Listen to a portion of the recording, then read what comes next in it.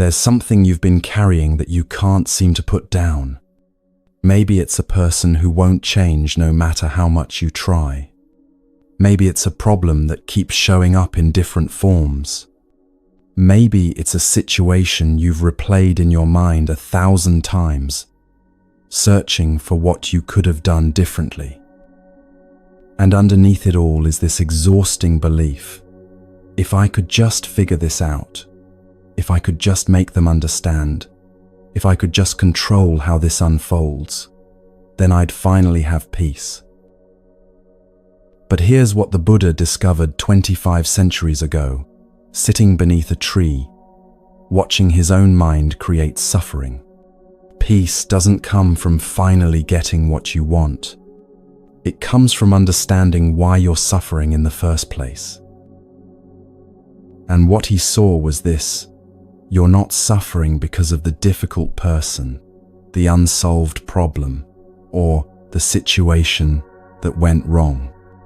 You're suffering because you're clinging to how you think it should be, instead of accepting what actually is.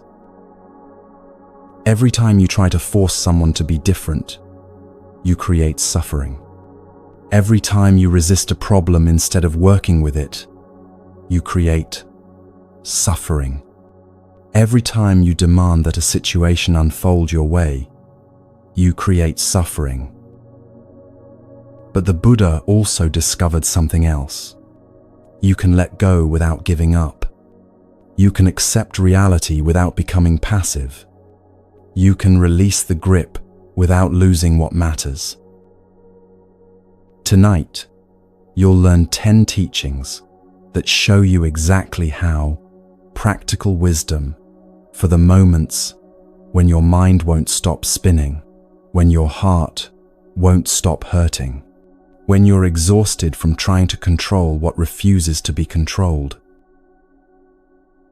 Find a comfortable position.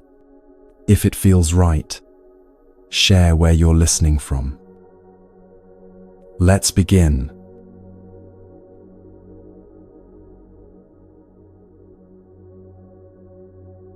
Watch what happens in your mind right now.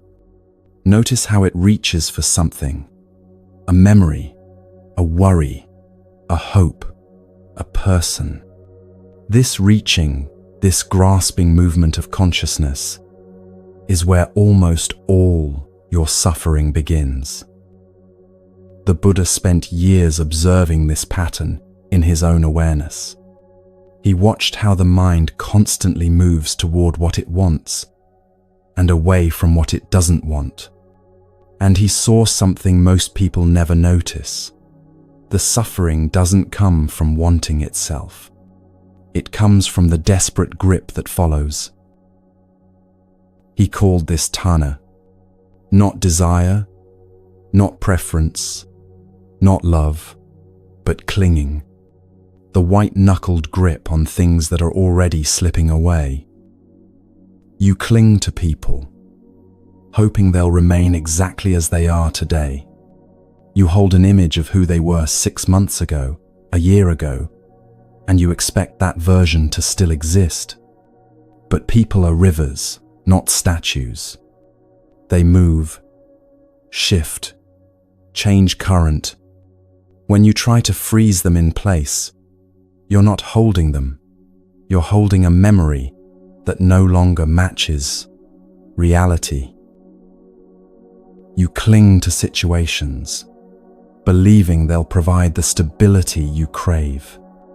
This job will finally bring security. This relationship will finally bring completion. This achievement will finally bring worth.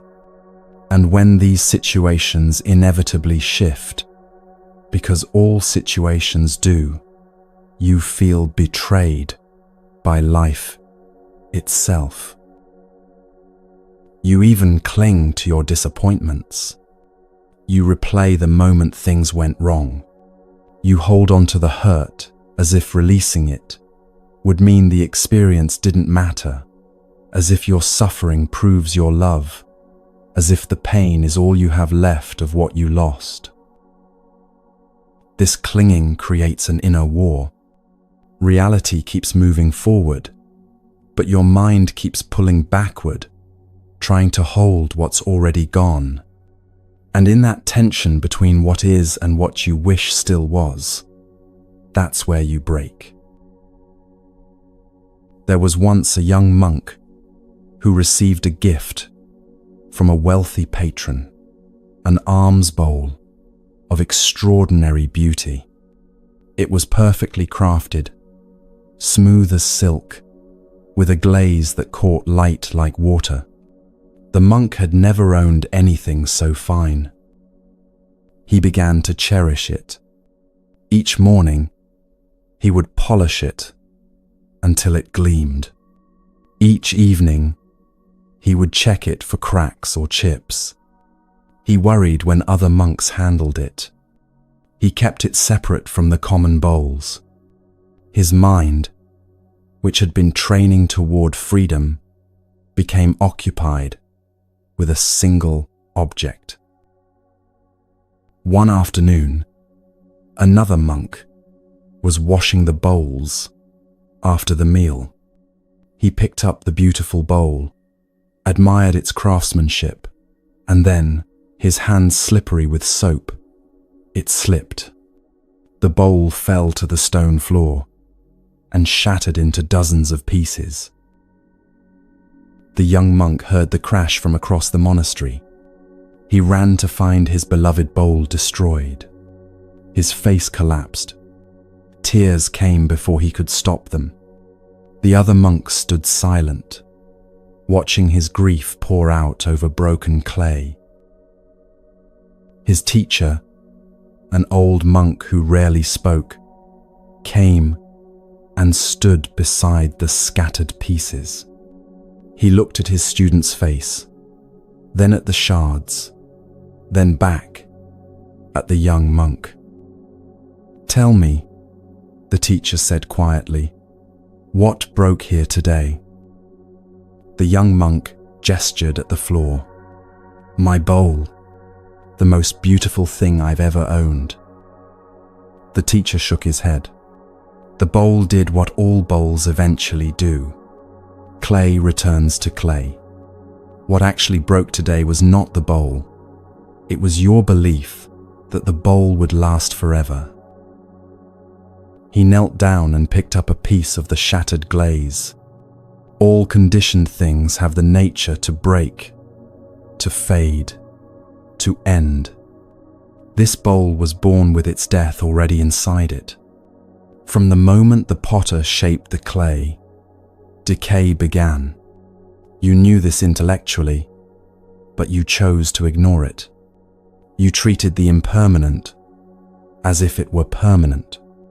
That is where your suffering came from, not from the breaking, but from the pretending.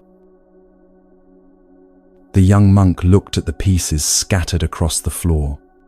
Something shifted in his understanding. "But teacher," he said, "if everything breaks, fades, ends, how do we love anything? How do we care without clinging?" The old monk smiled. "You love it precisely because it will end. You appreciate its presence today because tomorrow is not guaranteed. This is not coldness. This is seeing clearly." The Buddha taught this understanding with 3 simple words in the ancient language: Sabbe Sankhara Anicca. All conditioned things are impermanent. Everything that has come together will eventually come apart. Everything born carries death within it. Everything that begins is already moving toward its end. This isn't pessimism. It's physics. It's biology. It's the nature of reality itself. The person you love is changing with every breath. Cells die and regenerate. Thoughts arise and dissolve. The personality you fell in love with is not the same personality that exists today. even if the name remains the same. They are a process, not a fixed point.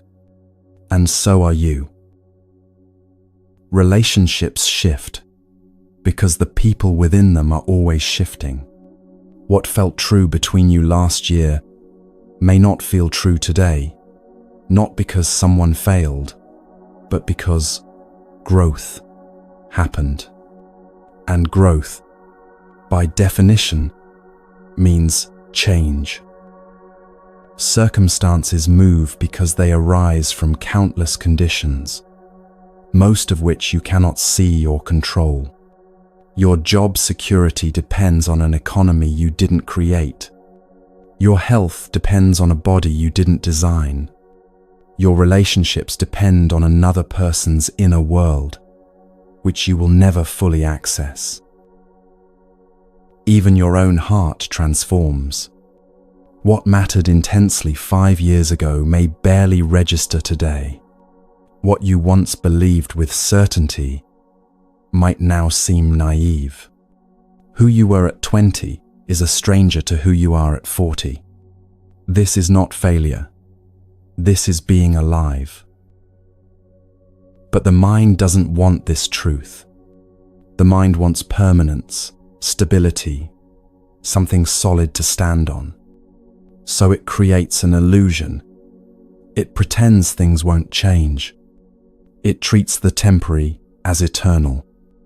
And then, when change inevitably arrives, the mind feels shocked, betrayed, devastated, as if life broke a promise it never made.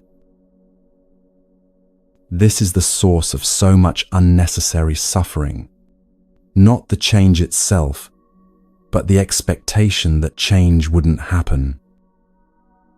People often ask, if everything is impermanent, does that mean nothing matters? If everything ends, why care about anything? The Buddha's answer was the opposite of what you'd expect. Things matter precisely because they're impermanent. The temporary nature of life is what gives each moment its weight, its preciousness, its urgency to be fully present. If you had infinite time with someone, you could always talk to them tomorrow. But when you understand that tomorrow is not guaranteed, this conversation right now becomes irreplaceable. If your body would last forever, you could postpone that walk in the morning light. But when you recognize that your ability to walk is temporary, each step becomes a gift. Impermanence doesn't diminish value. It creates it.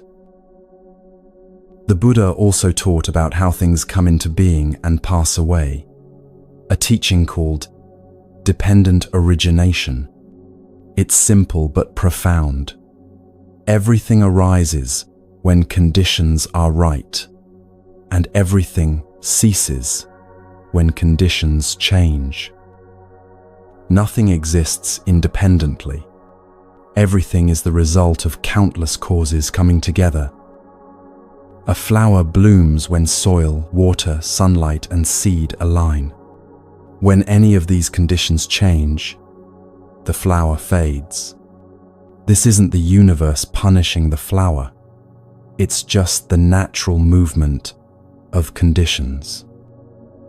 A relationship begins when two people's paths cross at the right time, in the right circumstances, with compatible needs and available hearts.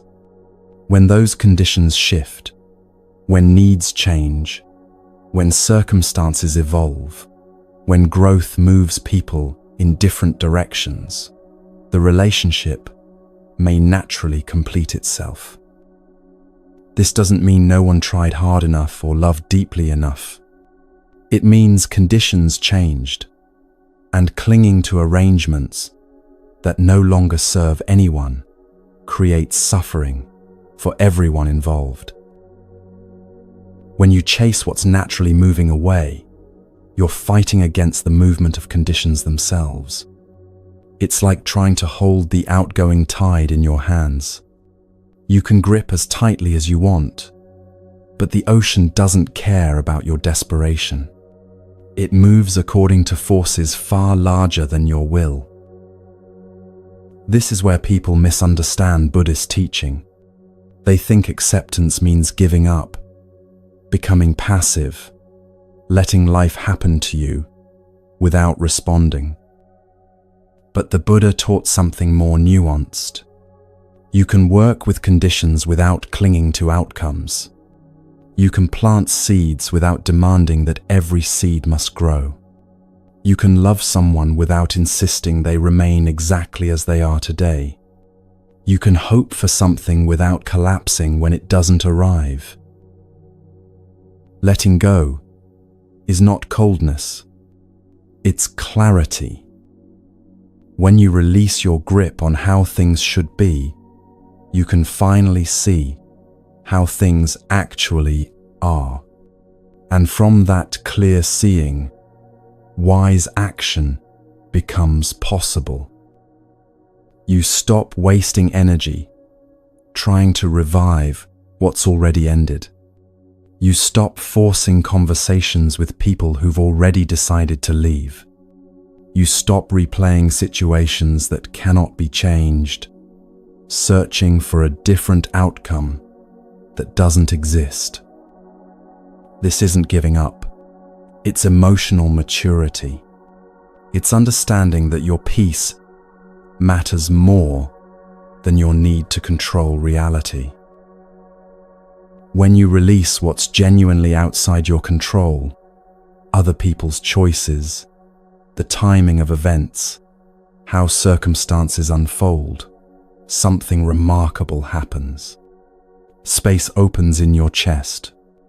Your breath deepens. The constant mental argument with reality finally quiets. You reclaim the energy you'd been pouring into a battle you could never win, and that energy returns to you as peace. The Buddha once said something that sounds simple, but contains everything. Whatever is subject to origination is subject to cessation. Whatever begins, ends. Whatever arises, passes. Whatever comes together, eventually comes apart. This is not a tragedy. This is not a flaw in the design of existence. This is just what is. Your suffering comes from arguing with this truth, from demanding that reality operate differently, from clinging to the fantasy of permanence in a universe where nothing stands still. Peace was available to you all along, not by getting what you wanted, not by making people stay, not by controlling outcomes. It was available the moment you stopped fighting against the nature of things. And here's what the Buddha saw that most people miss. The deepest form of clinging isn't to things or people or situations. It's far more subtle than that. It's the clinging to being seen a certain way, to being validated, to having your worth confirmed by forces outside yourself. That's where we're going next.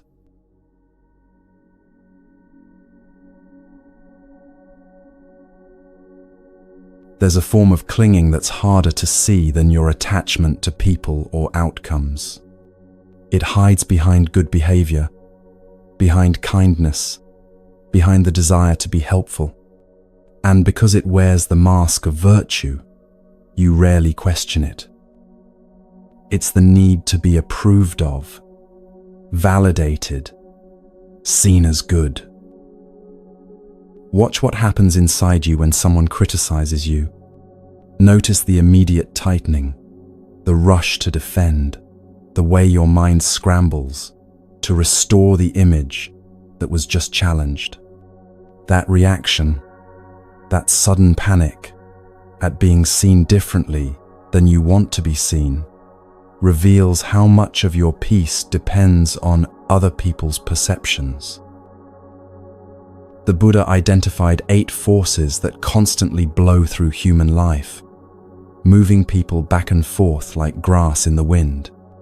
He called them the 8 worldly winds: praise and blame, fame and disrepute, gain and loss, pleasure and pain. These forces are always present, always shifting. One day you're praised, the next day you're blamed. One day you gain something valuable, the next day you lose it. The winds never stop blowing. Most people spend their entire lives being moved by these winds. When praised, they feel elated, worthy, secure. When blamed, they feel crushed, defensive, diminished. Their inner state becomes completely dependent on which wind is blowing at any given moment. This is exhausting, and it's a particular kind of suffering that you create yourself, not because you're weak, but because you've made your peace conditional on forces you cannot control. When you need validation, you hand other people the power to determine your emotional state. Their words can lift you or destroy you. Their silence creates anxiety. Their attention feels like oxygen. Their approval becomes the measure of your worth. And without realizing it, you begin performing. You adjust your behavior, your words, sometimes even your beliefs, to avoid the pain of disapproval. You lose access to your own truth because someone else's perception feels more important than what you actually think or feel. There's a story about the Buddha that demonstrates this teaching perfectly. One afternoon, as the Buddha sat teaching a small group under a tree, a Brahmin priest approached. This man was furious. He had heard that one of his relatives had joined the Buddha's community, leaving behind the prestigious Brahmin caste to become a wandering monk. To this priest, it was an unforgivable betrayal. He walked directly up to the Buddha and began hurling insults. He called him a fraud, a destroyer of families, a fool, leading other fools. His voice grew louder with each accusation. He used the harshest language he could summon, designed to provoke, to wound, to humiliate. The Buddha sat completely still. His face remained calm. He didn't interrupt, didn't defend himself, didn't show any reaction at all. He simply listened as the man exhausted his anger into the air between them. The other monks shifted uncomfortably. Some looked away. Others watched their teacher, confused by his silence. Finally, the Brahmin ran out of words. He stood there, breathing hard, waiting for a response, for anger, for something that would justify his aggression. The Buddha looked at him with gentle eyes and asked a simple question. Tell me, if someone offers you a gift and you choose not to accept it, to whom does the gift belong? The Brahmin, caught off guard by the question, answered automatically. It would still belong to the person who tried to give it. The Buddha nodded. Just so. You have offered me anger, insults, harsh words, but I do not accept them. They remain yours. You may keep them. The Brahmin stood frozen. Something in his understanding shifted. He had come to wound the Buddha, to make him feel the pain of disapproval, to shake his composure. But the Buddha's peace was not dependent on being approved of. It wasn't even dependent on being treated with respect. It existed independent of external conditions. That's what freedom from the 8 worldly winds looks like. When praise comes, you receive it without inflating. When blame comes, you consider whether it's true without collapsing. Neither moves you from your center. This doesn't mean you don't care what people think. It means you don't need them to think well of you in order to maintain your peace. There's a profound difference. When you're free from needing approval, criticism becomes information rather than devastation. You can hear feedback without interpreting it as an attack on your fundamental worth. You can consider whether there's truth in what someone says without your entire sense of self collapsing around their words. When you're free from needing approval, praise becomes pleasant, but not necessary. You can enjoy recognition without depending on it, without chasing it, without structuring your entire life around obtaining it. But when your happiness depends on approval, you create an inherently unstable life, because people are inconsistent. Their moods change, their opinions shift, their loyalty wavers, their attention moves elsewhere. They praise you today and forget you tomorrow. They criticize you in one moment and appreciate you in the next. The Buddha understood this instability deeply. He watched how people are swayed by countless factors: their own pain, their conditioning, their current circumstances, their unmet needs. Their perception of you has more to do with what's happening inside them than with who you actually are. So when you tie your inner stability to their approval, you're building your house on sand that shifts with every tide. You live in constant turbulence, rising and falling with each change in the wind. This need for validation hides in the most innocent places. It hides in your desire to be helpful. Am I doing enough? It hides in your kindness. Do they see how much I care? It hides in your work. Do they appreciate my effort? It hides in your relationships. Do they value me the way I value them? There's nothing inherently wrong with wanting to be appreciated, respected, valued. These are natural human desires. The problem arises when your peace becomes conditional on receiving these things. Then you begin to contort yourself. You say yes when you mean no because you fear disapproval. You hide parts of yourself that might not be well received. You perform a version of yourself that you think others will accept, and in the process, you lose touch with who you actually are. You become so focused on managing other people's perceptions that you forget to check in with your own truth. You stop asking, is this what I actually think? Is this what I genuinely want? Does this align with my values? Instead, you only ask, will this make them approve of me? This is how you abandon yourself while believing you're maintaining connection. The Buddha taught a form of mental stability called equanimity. The word in the ancient language is upekkha, a balanced, spacious awareness that remains steady regardless of what's happening around you. Equanimity doesn't mean you don't feel anything. It means you feel without being controlled by the feeling.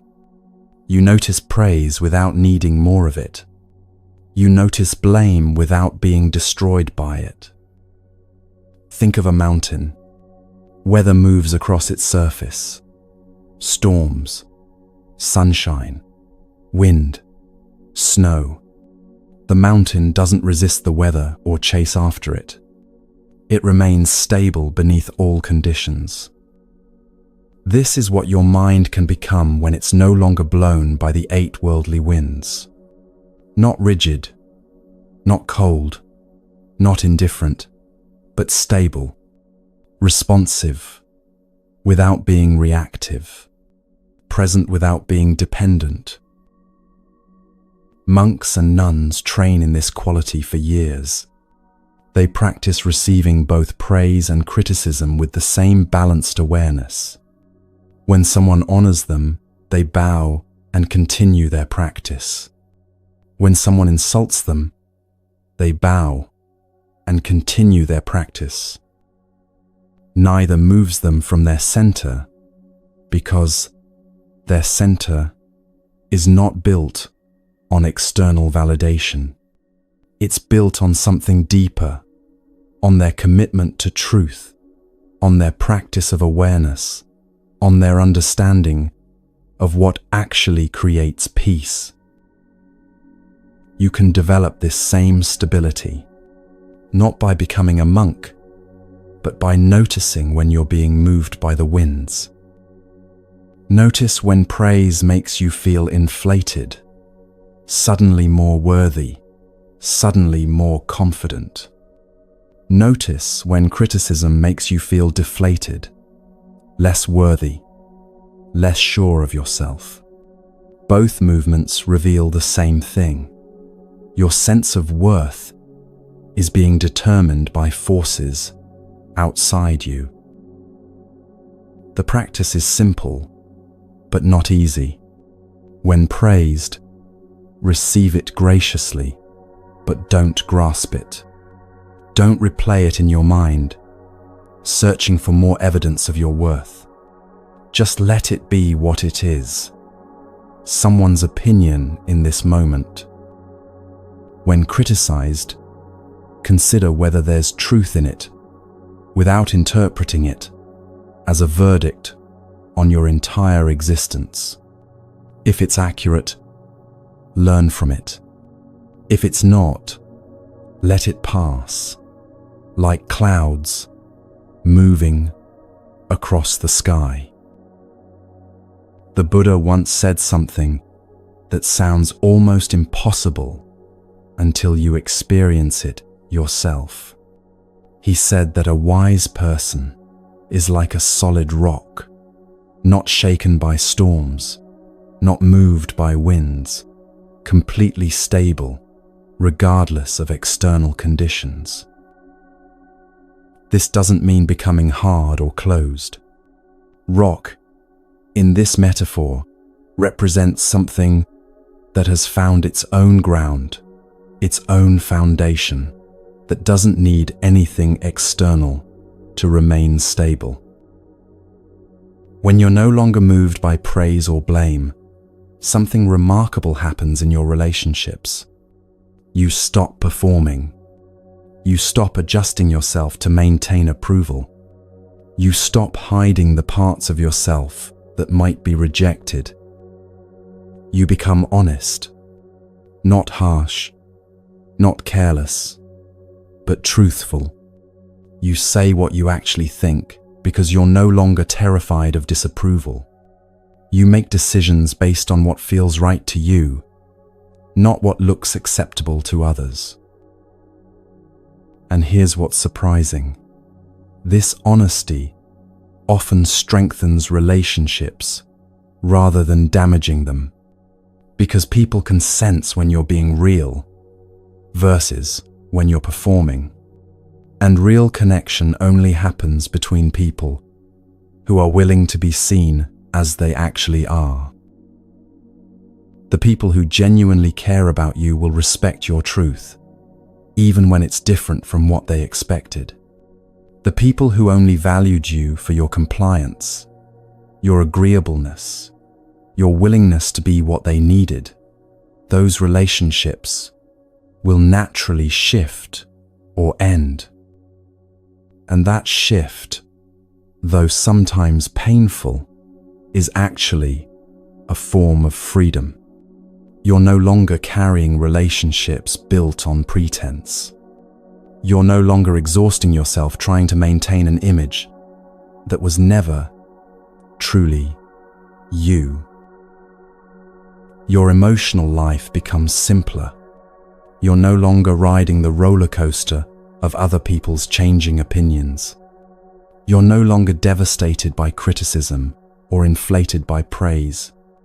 You exist on steadier ground. This is what the Buddha meant by freedom from suffering. Not that nothing difficult ever happens, but that your peace is no longer held hostage by external conditions. The winds keep blowing, they always will, but you're no longer grass bending with every breeze. You've found your own rootedness. Freedom from approval opens a door. Walking through it takes practice.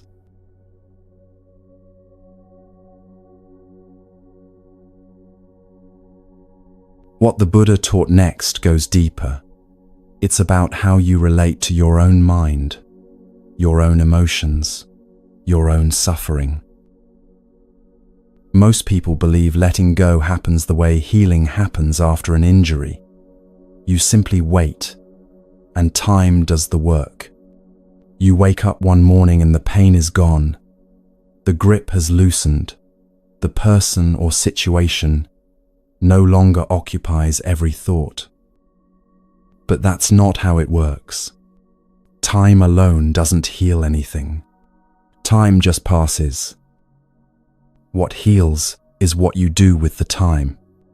The choices you make again and again, moment by moment, when your mind tries to return to what you're attempting to release. Letting go is not passive. It's one of the most active things you'll ever do. It's a discipline, a cultivation, a practice you engage with daily, sometimes moment by moment, when the pull is strong. You don't simply decide once to let go, and then it's done. You decide again when you wake up, and the first thought is of them. You decide again when something reminds you of what you lost. You decide again when your mind offers to replay the entire story one more time. Each time you choose release over rumination, you strengthen something inside you. Each time you gently redirect your attention away from the closed door and toward what's actually in front of you, you're training your mind in a new pattern. The Buddha understood this deeply. He knew that insight alone isn't enough.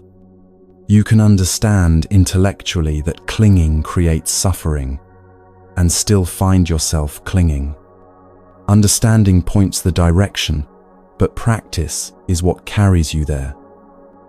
He taught this through a parable that's simple on the surface, but contains layers of wisdom. One day, the Buddha was teaching a group of monks about the purpose of his teachings. Some of them had become attached to the teachings themselves, memorizing them, debating their precise meanings, holding on to them as if the words themselves were liberation. The Buddha said, "Suppose a man needs to cross a large river. The near shore is dangerous and frightening. The far shore is safe and peaceful.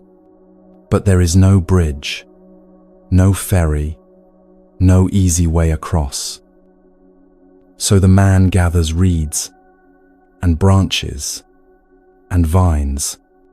He binds them together into a raft. He climbs onto this raft and, using his hands and feet, paddles to the other shore. He crosses successfully. He reaches safety. Now, the Buddha asked, what should this man do with the raft? Should he think to himself, this raft has been very useful to me. It carried me to safety. I should honor it by carrying it on my back wherever I go from now on. The monks smiled. The answer was obvious. No, they said. He should leave the raft on the shore. It served its purpose. Carrying it further would be a burden. The Buddha nodded. Just so. Even these teachings are like a raft, to be used for crossing over, not to be held onto. When you've crossed to the far shore, you leave even the Dharma behind. How much more should you leave behind what never served you in the first place? This parable cuts through a fundamental misunderstanding. If even the Buddha's teachings, which lead to liberation, which end suffering, which point toward truth, are meant to be released once they've served their purpose, then holding on to what actively harms you makes no sense at all. The relationship that ended was a raft that got you somewhere. It taught you something, showed you something about yourself, brought you to a new shore. But now it's over. Carrying it forward, replaying it, analyzing it, wishing it were different, is like dragging the raft on your back while trying to walk inland. The disappointment you experienced, the plan that fell apart, the person who hurt you, these were all part of crossing a particular stretch of river. They happened. They're part of your history. They shaped you in some way, but they're not meant to be carried indefinitely. The Buddha taught that everything has its time, and then it's time to be released. This doesn't mean forgetting. It doesn't mean pretending something didn't matter. It means recognizing when you've extracted whatever learning or growth was available, and then consciously choosing not to keep reliving it. But here's why this is so difficult. Your mind doesn't want to let go. Not because it's trying to hurt you, but because it's trying to protect you through a deeply flawed strategy. Your mind holds on to familiar pain because the unfamiliar feels dangerous. At least with this pain, you know what to expect. You know how it feels. You know how to function around it. You've built your life with this pain as a constant. Letting it go means stepping into unknown territory, and the mind interprets unknown as threatening. Your mind holds on to memories because they keep the past alive, and sometimes the past feels safer than the present. If you can keep replaying how things used to be, you don't have to fully face how things are now. The memory becomes a refuge from reality. Your mind holds on to people even after they've left, because losing them feels like losing part of yourself. If you defined yourself through that relationship, if your sense of worth was tied to their presence, then letting them go means not knowing who you are without them. And that unknown identity feels more frightening than the pain of holding on. In Buddhist teaching, this is called avijja, ignorance, but not in the sense of lacking information. It's more like a fundamental misperception, a not seeing clearly. The mind doesn't see things as they actually are. It sees them through filters of fear, desire, past conditioning, future anxiety. It mistakes the impermanent for permanent, believing that if you hold tight enough, things won't change. It mistakes suffering for comfort, because familiar suffering feels less threatening than unfamiliar peace. It mistakes the changing nature of identity for a fixed self, believing you are the person you were, in that relationship, in that job, in that version of your life, rather than recognizing you're always becoming someone new. This ignorance isn't your fault. It's the default setting of an unexamined mind. The mind evolved to keep you alive, not to keep you peaceful. So it clings to what's familiar, even when what's familiar is painful. But you can train the mind differently, not by forcing it, not by hating it for its patterns, but through patient, repeated practice. The Buddha called this bhavana, cultivation, development, the gradual strengthening of wholesome qualities through regular practice. Think of it like training a muscle. The first time you try to lift something heavy, you might not be able to do it. But if you practice regularly, gradually, the muscle strengthens. Eventually, what once felt impossible becomes natural. Letting go works the same way. The first time you notice your mind returning to someone who's gone, it might take everything in you to redirect your attention. The pull might be overwhelming, but you do it anyway, gently, without judgment, just noticing and redirecting. The 100th time, it's slightly easier. The 500th time, there's less resistance. Eventually, the mind stops returning as often because the neural pathway you're creating, the one that leads away from rumination and toward presence, becomes stronger than the old pathway. This is the practice of letting go, not a single dramatic release, but 1,000 small redirections. When you practice letting go, you're releasing the emotional grip, not the memory itself.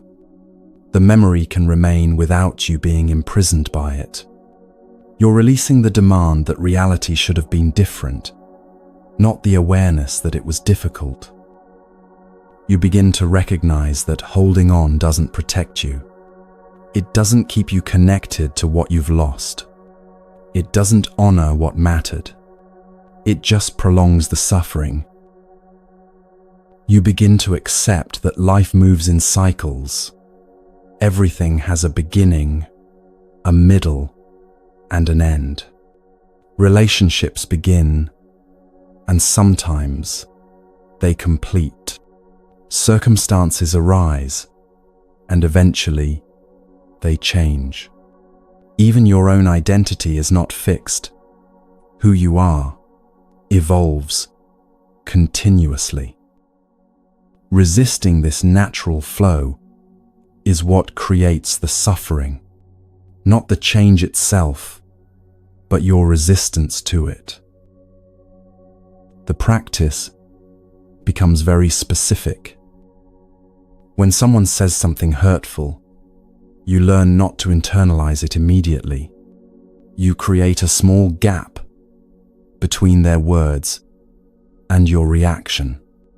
In that gap, you ask, is this about me, or is this about them? Is this truth I need to hear, or is this their own pain speaking? You learn to let words pass through without letting them define you. When circumstances shift unexpectedly, you learn not to fall apart.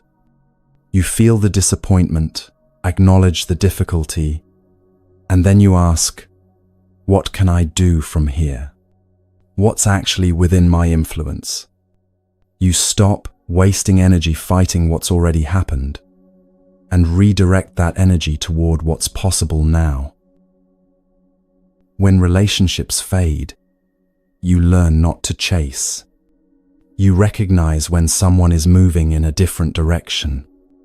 You honor what was shared.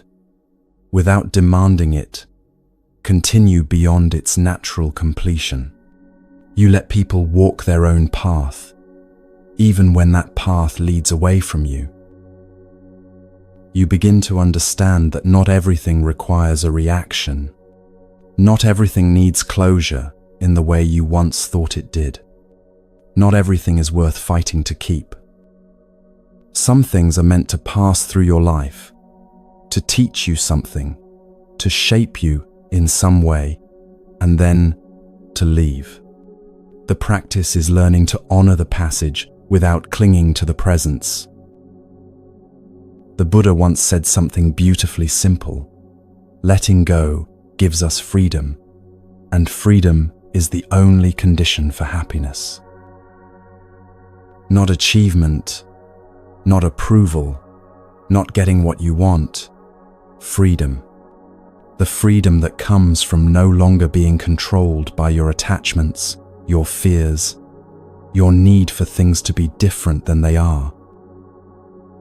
This freedom doesn't arrive all at once.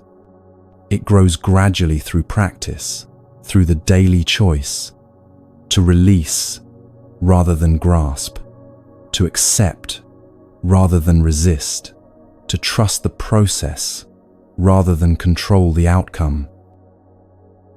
And as this practice deepens, something shifts in how you experience life. You still feel everything: joy, sadness, love, loss, but you're no longer imprisoned by what you feel. You can experience life fully without being destroyed by its changes. The practice of letting go cultivates emotional independence.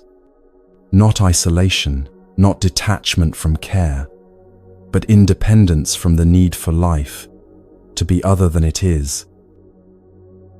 What the Buddha saw goes even deeper than learning to let go.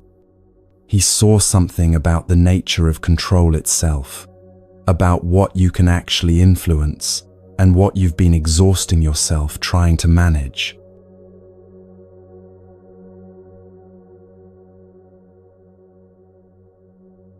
There's a particular kind of exhaustion that comes from trying to manage what was never yours to manage. You wake up with chronic pain and spend the day fighting your body, angry that it won't cooperate, resentful that this is your reality. You watch a friend make a choice you know will hurt them, and you exhaust yourself trying to convince them otherwise, as if your clarity should override their agency. You get criticism at work and lie awake replaying the conversation, searching for what you should have said to make them see you differently. You're trying to change your body's response to stress. You're trying to alter another adult's decision-making. You're trying to rewrite someone's perception of you after the fact. And underneath all of this is a belief so deep you might not even recognize it. The belief that reality should bend to your preferences, that the world should rearrange itself according to your understanding of how things ought to be. But reality doesn't work that way. It unfolds according to causes and conditions, most of which you cannot see and will never control. Your body responds to decades of patterns, genetics, environmental factors, stress levels accumulated over years. Your friend makes choices based on their history, their fears, their needs, their understanding, none of which you can override with logic. Your colleague's perception of you is filtered through their own experiences, insecurities, expectations, things that existed long before you entered the picture. The Buddha pointed to something radical. Most of your suffering doesn't come from these realities themselves. It comes from your refusal to accept them. He taught this through an image that's been repeated for 25 centuries because it's so precisely accurate. Imagine you're walking through the forest and an arrow strikes you. Maybe it was shot by a hunter who mistook you for an animal. Maybe it fell from somewhere above. It doesn't matter how it happened. It's there, embedded in your shoulder, and it hurts. This is the first arrow. This is the pain that life delivers simply because you're alive and vulnerable. Your body develops an illness. Someone you trusted betrays that trust. A project you invested months in falls apart. Your aging parent doesn't recognize you anymore. These are first arrows. They hurt. The pain is real and unavoidable. Now imagine that while you're standing there with the first arrow in your shoulder, you pick up a second arrow and drive it into the exact same wound. The pain intensifies dramatically, not because the second arrow is worse than the first, but because you're deliberately striking an already injured place. This is what you do with your mind. This is the suffering you create on top of the inevitable pain. Your body develops chronic pain. That's the first arrow. It's difficult. It's limiting. It changes how you move through the world. But then you shoot the second arrows. This shouldn't be happening to me. I must have done something to deserve this. My life is over. I can't be happy like this. Why won't my body just work properly? Other people don't have to deal with this. Each thought is another wound you're inflicting on yourself. The pain was there regardless. That's the first arrow. That's life. But the suffering, the mental anguish, the spiral of resistance, that's the second arrow, and that's optional. Your child makes a choice you fundamentally disagree with. First arrow. You feel worried, disappointed, concerned for their well-being. That's natural. Second arrows. They're doing this to hurt me. I failed as a parent. Everyone will blame me for how they turned out. I should have been stricter, or more lenient, or more present. This reflects on me. They should listen to my experience. Now you're suffering not just from concern for them, but from self-blame, from making their choices about you, from the belief that you should be able to control another person's path. A storm cancels your long-planned trip. First arrow. Disappointment, frustration with the timing, the practical difficulties of rescheduling. Second arrows. This always happens to me. Nothing ever works out the way it should. I can't catch a break. The universe is against me. This ruined everything. You've just transformed a weather event into evidence of cosmic persecution. That's the second arrow. The story you tell about what happened, the meaning you assign to it, the resistance to what simply is. The Buddha's teaching here is simple, but requires real honesty to apply. You cannot control the first arrow. You cannot prevent all pain, all loss, all difficulty. Life includes these things. Bodies break down, plans fall apart, people act from their own needs, circumstances shift in ways you didn't choose. but you can stop shooting the second arrows.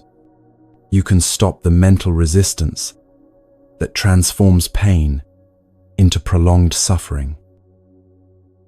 This doesn't mean you don't feel the pain. It doesn't mean you become numb or indifferent. It means you feel what's actually there without adding layers of story, resistance, and self-inflicted anguish on top of it.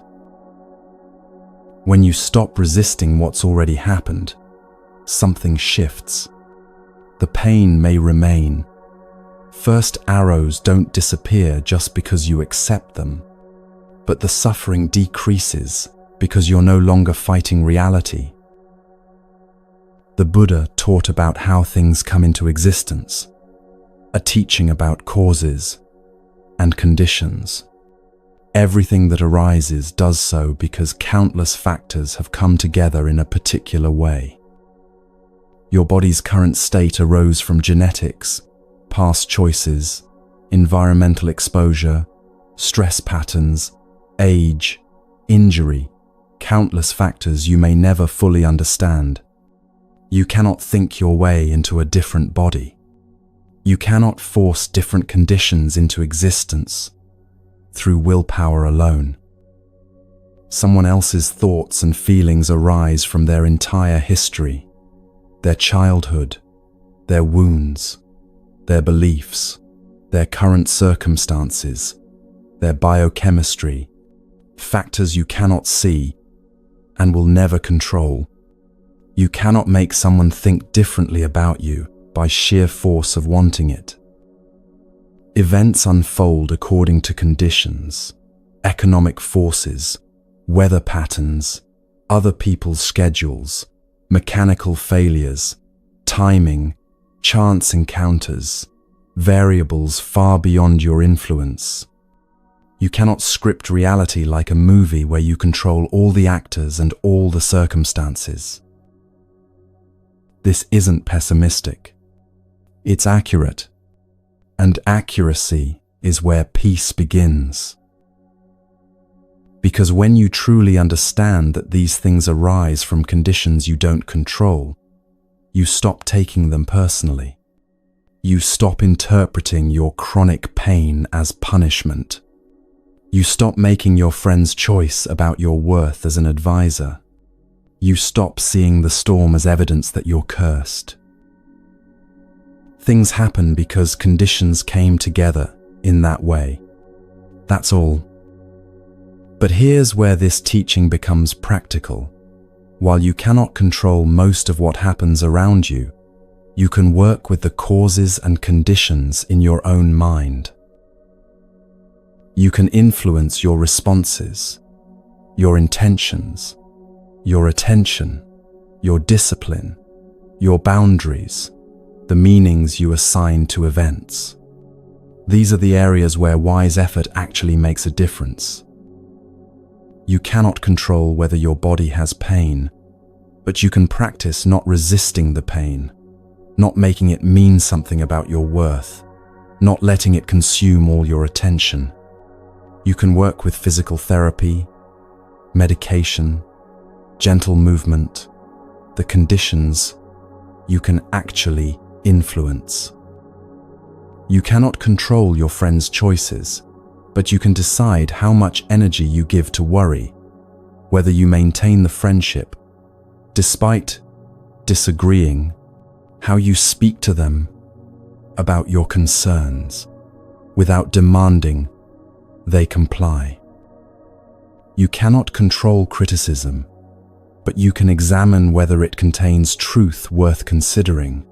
Practice, not internalizing it as a verdict on your existence. Choose how you respond, rather than react automatically. This is what the Buddha meant by right effort. One aspect of the path he taught. Not effort to control everything, but effort applied where effort actually works. Effort in training your own mind, not in changing reality to match your preferences. There's a word in the ancient language, yathabhuta, that means seeing things as they actually are, not through the filter of how you wish they were, not through fear or hope or memory, but as they are right now, in this moment. This clear seeing is what allows acceptance to arise. And acceptance is not resignation or passivity. It's the foundation for intelligent action. When you stop fighting what's already true, energy becomes available. The energy you were pouring into resistance, into replaying the past, into arguing with reality, that energy returns to you. You can use it to work with what's actually in front of you, to adapt to new circumstances, to find solutions that work with reality instead of demanding reality be different first. When you accept that your body has limitations, you stop wasting energy, hating it, and start working with what's possible. Gentle movement instead of forcing, rest instead of pushing through, adaptation instead of denial. When you accept that you cannot control another person's path, you stop the exhausting cycle of persuasion and manipulation, and instead offer what you can, your perspective when asked, your presence without conditions, your care without demands. When you accept that circumstances don't always align with your timing, you stop personalizing delays and start responding practically. What needs to be rescheduled? What can be done differently? What's actually possible now? This acceptance brings a particular kind of relief. Your shoulders drop, your jaw unclenches. The constant argument running in the background of your mind finally quiets. You're no longer taking responsibility for things that were never your responsibility. The weather, other people's feelings, your body's biology, the timing of events, how others perceive you. You stop taking blame for what you didn't cause. Stop personalizing what has nothing to do with you. Stop fighting situations that have already resolved themselves. Peace doesn't come from getting what you want. It comes from accepting what is and working intelligently with it. This is not about cosmic timing or trusting the universe to guide you. It's simpler and more grounded than that. Things unfold according to natural law, according to causes and conditions coming together and coming apart. When you stop demanding they unfold differently, you can finally work with them as they are. And in that space between what happens and how you respond, that's where something profound becomes available.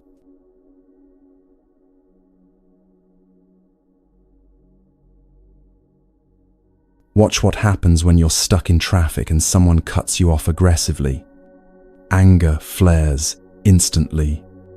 Your hands grip the steering wheel tighter. Your jaw clenches. And before you've even thought about it, you're yelling at a windshield, at someone who can't hear you and wouldn't care if they could. Or you open an unexpected bill, much higher than you anticipated. Panic floods your chest within seconds. Your mind immediately spirals into worst-case scenarios, playing out scenes of financial ruin before you've even finished reading the page. Or you're scrolling through social media and see someone celebrating an achievement you've been working toward for years. Jealousy rises like bile. Suddenly you're comparing, measuring, finding yourself lacking, feeling bitter about their success, even though you don't actually wish them harm. Most people move through life operated by emotions like puppets on strings. Anger pulls, they lash out. Fear pulls, they freeze or run. Sadness pulls, they collapse. Jealousy pulls, they diminish themselves or others. The emotion arises and action follows automatically, with no gap, no pause, no choice. Life becomes an exhausting cycle of reactivity, constantly responding to internal weather patterns as if they're external emergencies. The Buddha saw this pattern in his own mind before he taught it to anyone else. He discovered that emotions are visitors, not commanders. They arrive uninvited, stay for a while, and eventually leave. But they only have authority when you hand it to them. There's a series of stories about the Buddha that illustrate this. Stories about someone named Mara. Mara represents the mind's afflictions: fear, doubt, craving, aversion, the voice that tells you you're not enough, the pull toward what harms you, the resistance to what would help you. In the traditional stories, Mara appears as an external tempter, but the Buddha understood Mara as the movements of an unexamined mind. Even after the Buddha's awakening, even after he understood the nature of suffering and how to end it, Mara continued to visit. One afternoon, the Buddha was sitting quietly when Mara appeared. The disciples around him grew tense, waiting to see what would happen. The Buddha didn't fight. He didn't try to push Mara away or pretend he wasn't there. He didn't panic or spiral into doubt. He simply looked at Mara calmly and said, "I see you, Mara." Then, in some versions of the story, he said something even more surprising. "Come, sit, have some tea." He acknowledged what was present without giving it power. He didn't engage with Mara's provocations, didn't argue with the doubts or fears Mara presented, didn't fight against what was arising in his awareness. He just saw it clearly. This is doubt arising. This is fear present. This is old conditioning appearing again. And when Mara was seen clearly, without resistance or engagement, he had no power. He would simply fade away, like mist in sunlight. Your emotions work the same way. Anger visits, fear visits, sadness, jealousy, anxiety, irritation, they all visit. They arise from conditions, something you saw, something someone said, a memory that surfaced, a sensation in your body, a worry about the future. The Buddha didn't teach suppression, slamming the door on these visitors while they're still present. That's still engagement, still reactivity, just pointing in a different direction. And he didn't teach obedience, following every command, acting on every impulse these emotions bring. That's handing over control completely. He taught something more nuanced. Acknowledge them, observe them clearly, and let them pass through without being controlled by them. I see you, anger.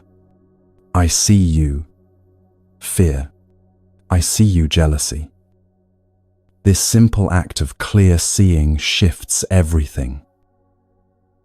When you're driving and anger arises, you can notice, anger is here. My chest is tight, my hands are gripping, there's heat in my face. You're observing the anger without becoming it, without letting it dictate your next action. When you open that unexpected bill and panic floods in, you can notice panic is present. There's a squeezing sensation. Thoughts are racing. The body wants to move. You're aware of the panic without being swept away by it. When jealousy arises while scrolling, you can notice jealousy is here. There's comparison happening. There's a sense of lack. The mind is creating a story about not being enough. You're seeing the jealousy without believing everything it tells you. This is what the Buddha called sati, mindfulness, which simply means clear awareness of what's happening as it's happening. It creates a space between the emotion arising and your response to it. In that pause, choice becomes possible. Emotions arise automatically. They come from conditions largely outside your immediate control. Something happens. Biochemical responses occur. Neural patterns, fire, and suddenly fear or anger or sadness is present. You don't choose which emotions arise any more than you choose which weather patterns move through the sky. But your response to the emotion, whether you act from it, speak from it, identify with it, that response can be chosen, even though it doesn't feel that way at first. When anger is present, you don't have to speak from it. You can feel the heat of it. Notice the urge to lash out and choose not to follow that urge. You can let the anger be there while you decide how to respond to the situation that triggered it. When fear is present, you don't have to run from it. You can feel the acceleration in your chest, notice the thoughts spinning toward catastrophe, and choose to stay present instead of following fear's command to flee or freeze. When sadness is present, you don't have to collapse under it. You can feel the weight of it, acknowledge the grief or disappointment, and choose to remain functional while sadness moves through. The Buddha called this approach the middle way, not suppressing emotions, not being controlled by them, but finding the path between these two extremes. Suppression creates pressure. You're constantly using energy to keep emotions pushed down, out of sight, denied. But they don't disappear. They just leak out in different ways or build until they explode. Reactivity creates chaos. You're constantly being thrown around by whatever emotion happens to be strongest in the moment. You say things you regret, make decisions from panic or anger, burn through relationships because every feeling demands immediate expression. The middle way is observation.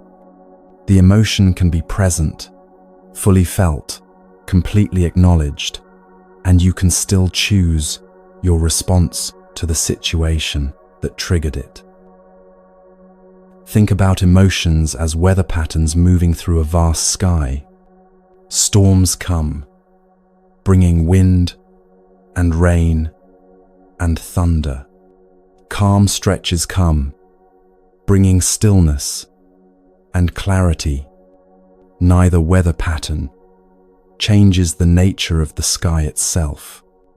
The sky remains spacious, open, unchanged by what moves through it. You are the sky. The emotions are weather.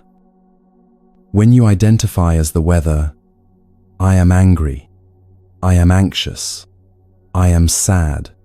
You're caught in it, tossed around by it, controlled by it. When you observe as the sky, anger is present. Anxiety is moving through. Sadness has arrived. You maintain your ground, while the weather does what weather does. This doesn't mean you don't feel the emotions.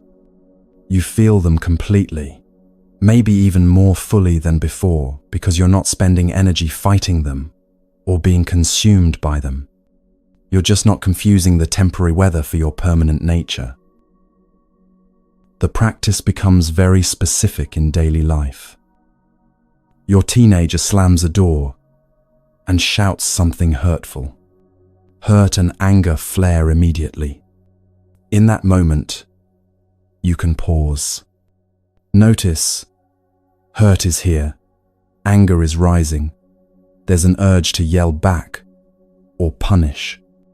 And then you can choose, is responding from anger going to help this situation, or will waiting until the anger settles allow for a more useful conversation? Your coworker takes credit for your idea in a meeting. Indignation and betrayal surge. You can notice strong feelings are present. There's a desire to call them out publicly. Thoughts are spiraling about fairness. And then you can choose what response actually serves your interests here, as opposed to what emotion is demanding right now. You make a mistake that costs money or time or reputation. Shame crashes over you. You can notice shame is intense. There's a thought that I'm incompetent. The body wants to hide. And then you can choose, is this shame accurate feedback, or is it old conditioning triggering? And either way, what constructive action is possible from here? This pause, this space of observation before action, prevents enormous amounts of suffering. Imagine how many conflicts would never escalate if both people paused before speaking from anger. How many decisions would be different if made from clarity rather than panic? How many relationships would remain intact if people didn't act on every jealous or insecure impulse? The Buddha also taught something important about why people react to you the way they do. When someone lashes out at you, criticizes you, withdraws from you, treats you poorly, their behavior is arising from their own inner weather, their own unexamined emotions, their own wounds and fears and conditioning. It's almost never actually about you. It's about what's moving through them. When you understand this, you stop taking things so personally. Someone's anger at you is their anger finding an outlet. You happen to be there when it needed expression. Someone's coldness toward you is their own fear or hurt manifesting as distance. You triggered something in them that existed long before you arrived. This doesn't mean their behavior is acceptable or that you shouldn't have boundaries. It means you don't need to internalize their emotional weather as evidence of your worth or lack thereof. When you stop absorbing everyone else's emotional states, when you stop letting every reaction pull you into a painful story, you reclaim enormous amounts of energy and peace. You become steady, not rigid, not closed, not unfeeling, but steady. The emotions still come, the feelings still move through, but they no longer throw you off balance. The Buddha once said something that sounds radical until you experience it. You yourself, as much as anybody in the entire universe, deserve your love and affection. Part of that love is refusing to let every emotion command you into actions you'll regret. Part of that affection is creating space between feeling and reacting, so you can respond from wisdom rather than impulse. When you develop this capacity to observe without becoming, something shifts in how you move through the world. You're no longer at the mercy of internal weather patterns. You can feel everything without being controlled by anything. And as this steadiness develops, you begin to see other people more clearly, not through the filter of your reactions to them, but as they actually are.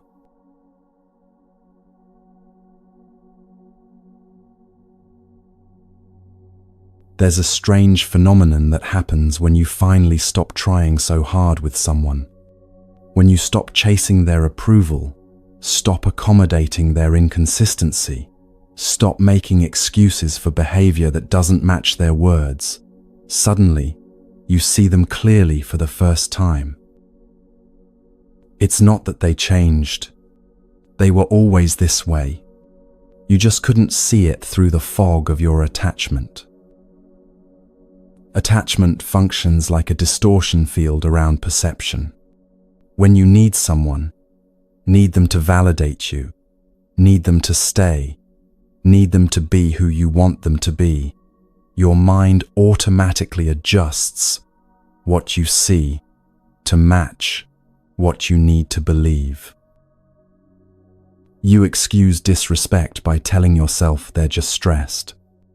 You overlook inconsistency by focusing on their potential instead of their patterns.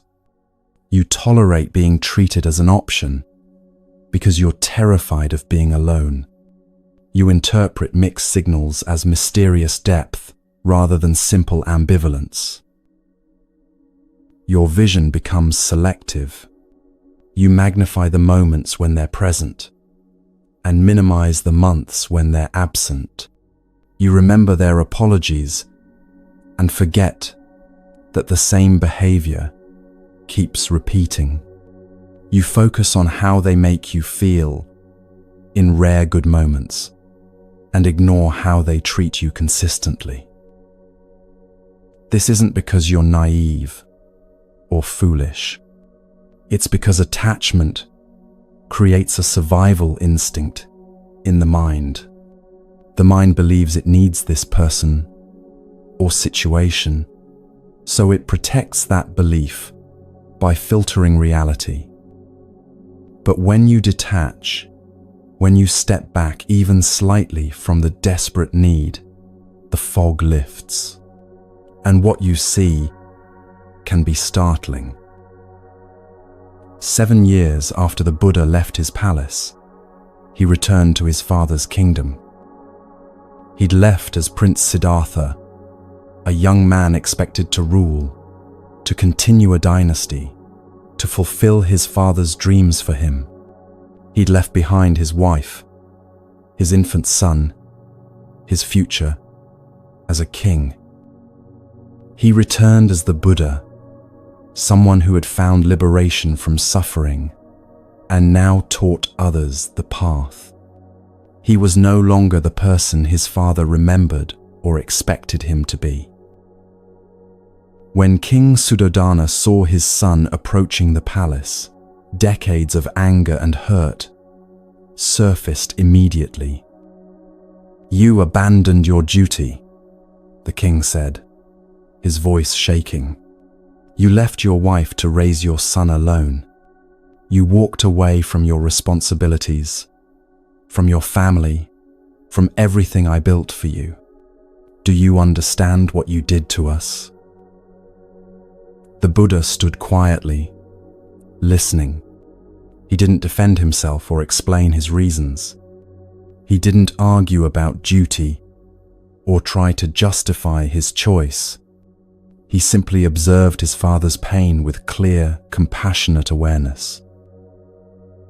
He could see what was actually happening. His father was suffering from attachment to an image that no longer existed. King Suddhodana was speaking to Prince Siddhartha, demanding that person return, clinging to who his son had been. But Prince Siddhartha was gone. That version of himself had dissolved years ago beneath the Bodhi tree. The person standing before the king was fundamentally different, transformed by understanding suffering and its cessation. The Buddha's detachment, not from his father, but from his father's expectations and projections, allowed him to see this clearly. This anger wasn't really about him. It was about his father's inability to accept change, his father's attachment to a particular future, his father's suffering from demanding that reality be different than it was. He didn't take the anger personally, because he could see where it was actually coming from. The Buddha simply said, "I understand your pain, and I cannot be who I was. That person no longer exists. If you can see who I am now, we can know each other truly. If you cannot, we will both suffer from trying to force something that isn't real." King Suddhodana stood in silence for a long time. Slowly, his anger began to crack. Beneath it was grief. Grief for the son he'd imagined, the future he'd planned, the continuity he'd expected. But as his attachment to that imagined future began to loosen, he started to see his son clearly, not as the role he wanted filled, but as the person actually standing before him. In the weeks that followed, their relationship deepened in a way it never had when the Buddha was still Prince Siddhartha, because now it was based on truth rather than projection, on who they actually were, rather than who they were supposed to be. This is what happens when you detach. You stop projecting onto people who you need them to be and start seeing who they actually are. When you're attached, you see people through the filter of your hopes. This person will finally give you the love your parents didn't. This friend will provide the loyalty you've been seeking. This mentor will guide you the way you've always needed. You're relating to your projection, not to the actual person. And when the actual person behaves differently than your projection, you feel betrayed, even though they never agreed to be your projection in the first place. Detachment allows you to see the pattern, not just the promise. You start noticing who reaches out consistently versus who only contacts you when they need something. Who shows up when your life gets difficult versus who disappears when you're no longer entertaining or useful. Who celebrates your growth versus who subtly undermines it. You begin to see the difference between someone who respects your boundaries and someone who resents them, between someone who values honest conversation and someone who's only comfortable when you're agreeable, between someone who treats you with consistency and someone who treats you based on convenience. The Buddha called this vipassana, clear seeing, penetrative insight, seeing through appearances to what's actually present. It's not about judging people as good or bad. It's about seeing them accurately, their patterns, their capacity, their actual behavior versus their stated intentions. You begin to notice that someone says they value the friendship but never initiates contact, never remembers what you've shared, never make space in their life for you, unless it's convenient for them. The words say one thing, the behavior shows another. And behavior is what's true. You see that someone gets defensive every time you express a need, making you feel guilty for having needs at all. This isn't a misunderstanding to be worked through.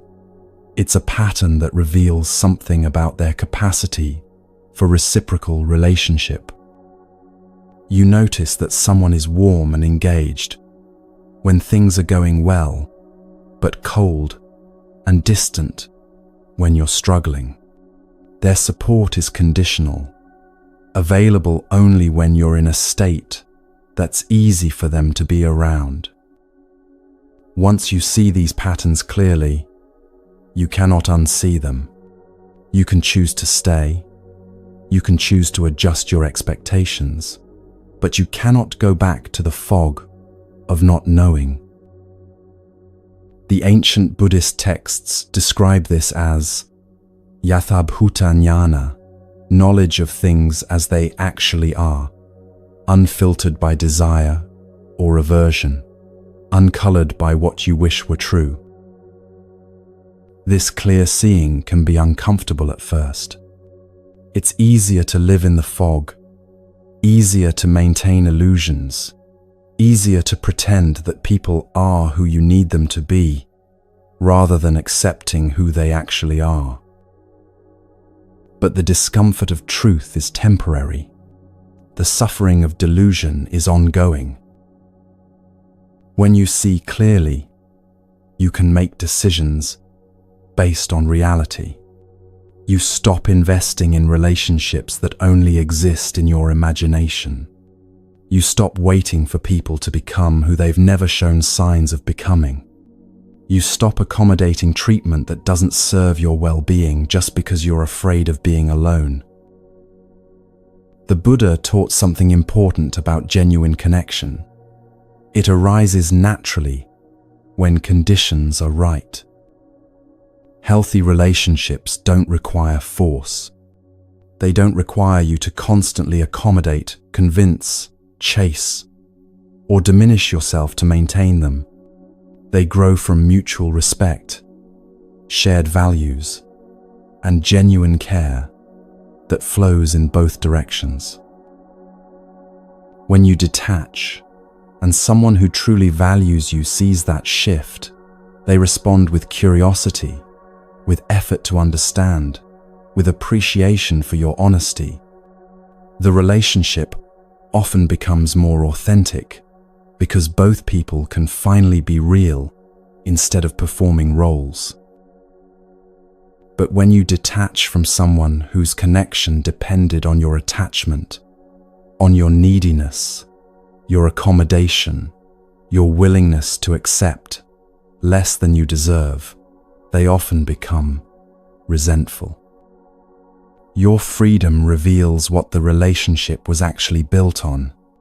And if it was built on imbalance, on one person giving far more than the other, on one person molding themselves to keep the peace, then detachment exposes that foundation as unsustainable. People who benefited from your attachment will sometimes interpret your detachment as betrayal. They'll say, "You've changed, you've become cold, you're not who you used to be." And they're right. You're not who you used to be. You're no longer someone who abandons their own needs to maintain a relationship that doesn't nourish them. You're no longer someone who accepts inconsistency or disrespect out of fear. Your clarity shifts the questions you ask yourself. Instead of, "Why did they say that?" you ask, "What does their consistent behavior actually show?" Instead of, "How can I make them understand me?" you ask, "Do they demonstrate genuine interest in understanding me?" Instead of, "What did I do wrong?" you ask, "Is this person capable of the kind of relationship I'm seeking. The Buddha taught that those who truly belong in your life will meet you where you are. They won't require you to be less than yourself to keep them comfortable. They won't punish you for growing or changing. They won't resent your boundaries or demand constant accommodation. And those who cannot meet you there, who need you small, who need you accommodating, who need you attached in order to maintain the relationship, those people are not aligned with your path forward. Letting them go, or letting the relationship shift into something more honest, even if smaller, is not cruelty. It's clarity. The Buddha once said something beautifully simple. 3 things cannot be long hidden: the sun, the moon, and the truth. Truth eventually reveals itself. You can only maintain illusions for so long before reality breaks through. And when it does, you have a choice. Continue fighting to maintain the illusion, or accept what's true and work with that. Detachment is what allows you to choose truth. Not because it makes you cold or indifferent, but because it clears the fog that kept you seeing what you needed to see instead of what was actually there. This clarity raises a question that stops many people from detaching at all. If I stop needing people, stop trying so hard, stop caring whether they stay or go, will I become cold? Will I lose my capacity to love? Will I end up isolated and alone? The Buddha spoke directly to this fear.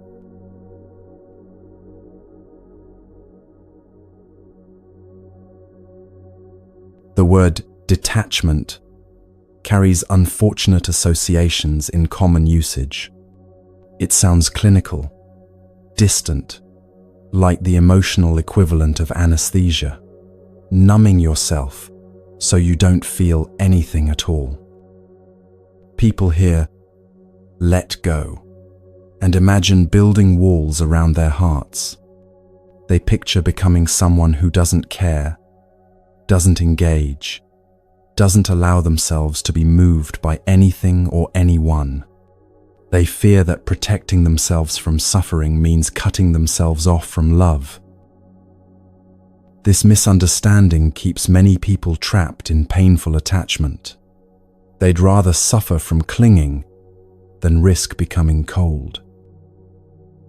But Buddhist detachment is the opposite of what most people imagine. It doesn't strip you of your humanity, it returns you to it. It doesn't harden your heart, it softens you in the places that matter, while making you steady in the places that need strength. It doesn't make you love less, it allows you to love more purely, more freely, without the distortions that fear and desperation create. When the Buddha talked about letting go of attachment, he wasn't talking about becoming emotionally unavailable or withdrawn from life. He was talking about removing the contamination that makes love painful, the fear of loss, the need to possess, the demand for permanence, the insistence that people remain exactly as you need them to be. After the Buddha's enlightenment, after years of teaching throughout India, he encountered his son Rahula again. Rahula was no longer the infant the Buddha had left behind. He was now a young boy, old enough to understand that his father had abandoned the family, old enough to feel the absence, old enough to have questions. When they met, the Buddha could have approached this reunion in 2 equally problematic ways. He could have been consumed with guilt and shame, overcompensating through excessive attachment, trying to make up for lost time by clinging desperately to whatever relationship they might build. This would have burdened Rahula with the responsibility of healing his father's regret. Or he could have maintained cold distance, treating Rahula formally like any other student, denying the significance of their blood relationship, avoiding the discomfort of facing what his choices had cost his son. This would have added abandonment upon abandonment. The Buddha did neither. He loved Rahula completely and allowed Rahula complete freedom. He ordained Rahula as a young monk and taught him directly, spending time with him, offering guidance, answering questions, treating him with the care and attention a father might give a son. But he didn't cling to a particular vision of who Rahula should become or what their relationship should look like. One of the teachings the Buddha gave Rahula has been preserved, a teaching about impermanence, delivered with extraordinary tenderness. He said, "Rahula, all conditioned things are impermanent. Everything that comes together will eventually come apart. Your body will age and change. Your mind will develop and shift. People you love will come into your life and leave your life. Even our relationship, even this moment between us right now, is already changing, already moving toward its end."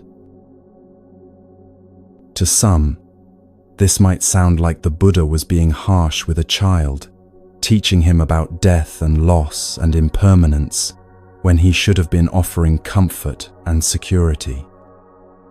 But it was the opposite. The Buddha was giving Rahula the truth that would prevent decades of unnecessary suffering. He was teaching him not to expect permanence from what cannot be permanent, not to build his happiness on the foundation of things staying the same forever. This wasn't coldness. It was preparation. It was equipping someone you love with the understanding they need to navigate reality without constantly breaking against it. And the result was remarkable. Rahula became one of the Buddha's most devoted students, known for his humility and dedication to practice. Their relationship deepened over years, not because the Buddha clung to his son, demanded a particular kind of connection, or tried to control how Rahula felt about him. It deepened because the love was spacious rather than possessive, offered freely rather than conditionally, grounded in reality rather than fantasy about how father and son relationships are supposed to look. This is what Buddhist detachment actually means: loving without the desperate grip that transforms love into suffering. The Buddha taught 4 qualities that belong together, that actually strengthen each other rather than contradicting. In the ancient texts, they're called the 4 immeasurables. Immeasurable because they can be extended limitlessly in all directions toward all beings, including yourself. Metta, loving kindness, the genuine wish for others to be happy and free from suffering.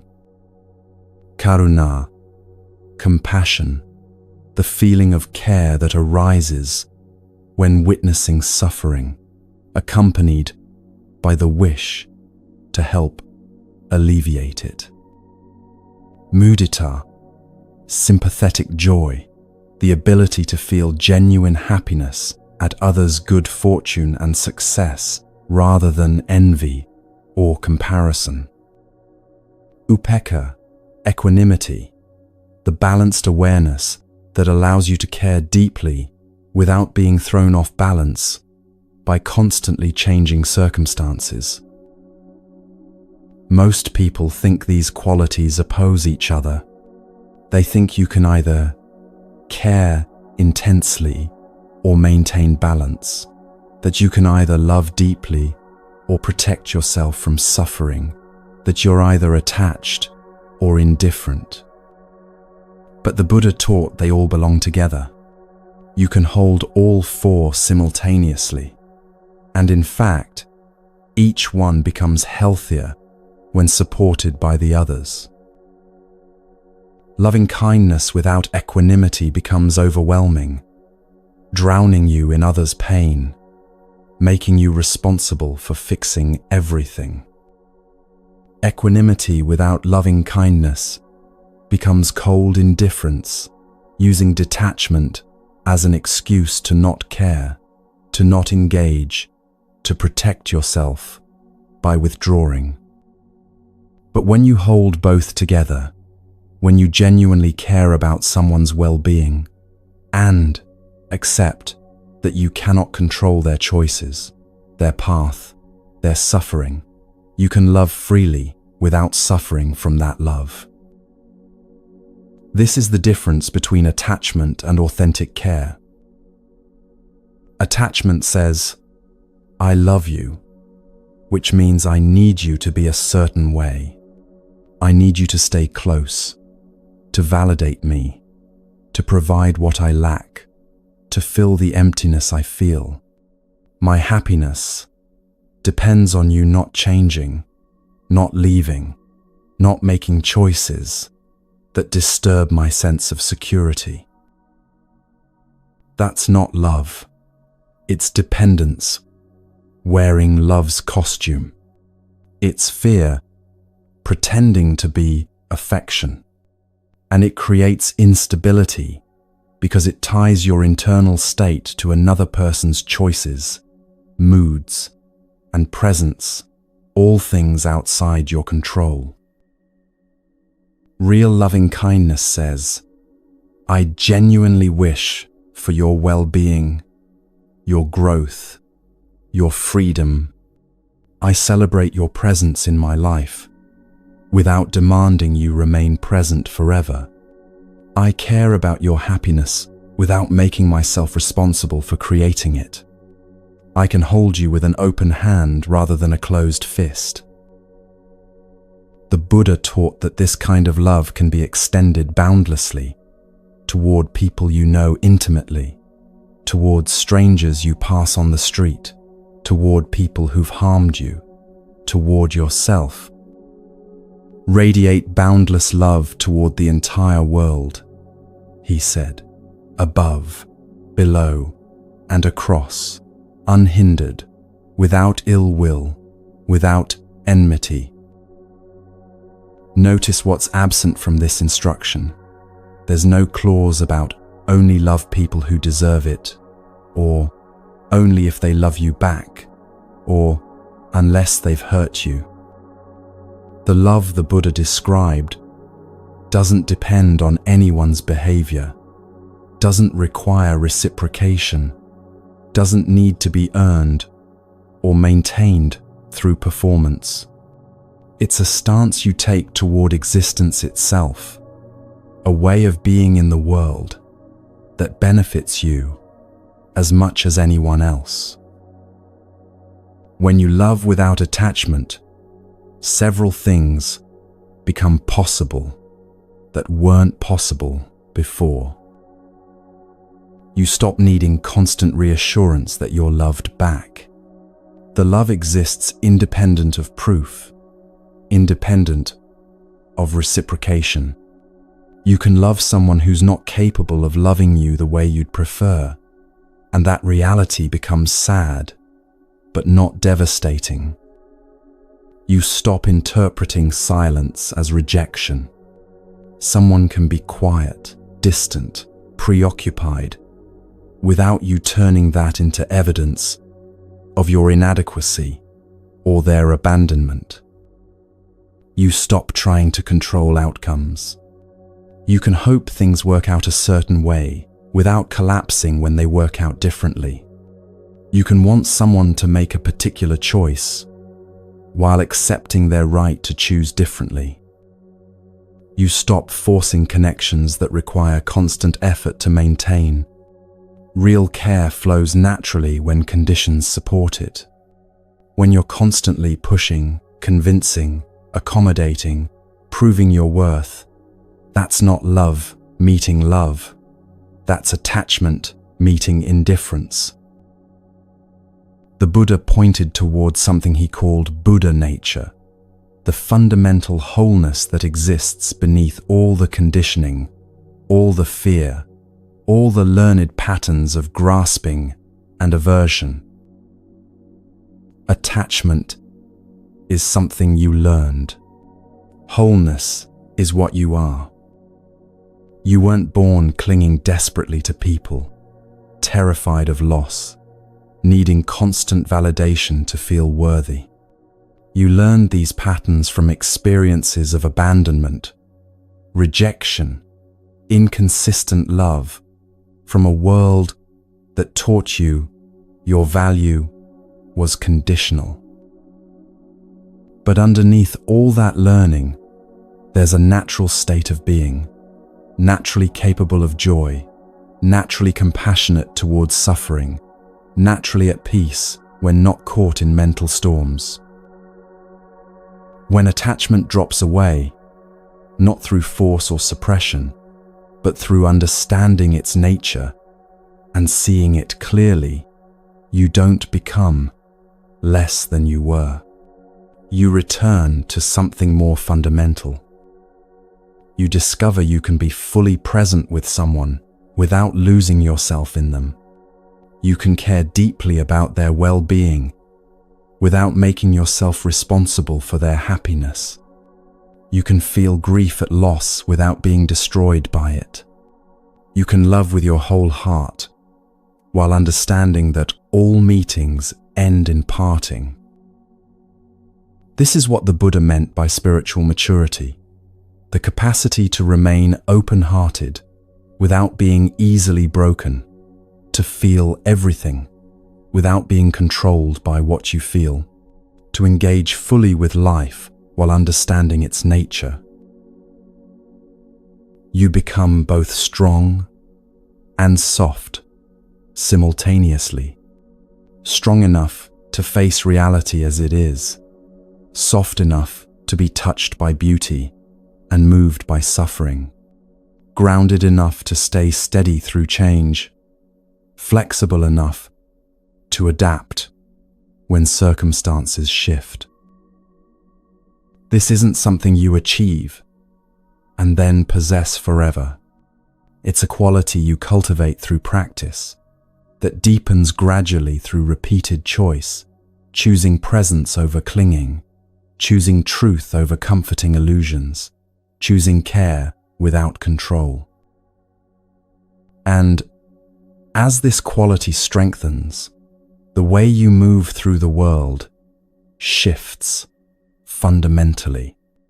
You stop performing versions of yourself designed to maintain approval. You stop accommodating behavior that doesn't serve genuine connection. You stop betraying your own needs to keep others comfortable. You become authentic in a way that's only possible when you're no longer terrified of how authenticity will be received.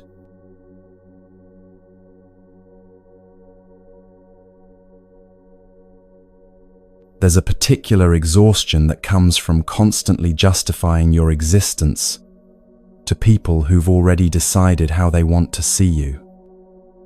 You explain why you need distance from a relationship that's draining you.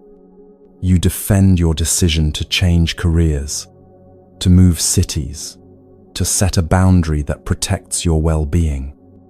You justify why you can't accommodate someone's request, why you said no, why you chose differently than they expected.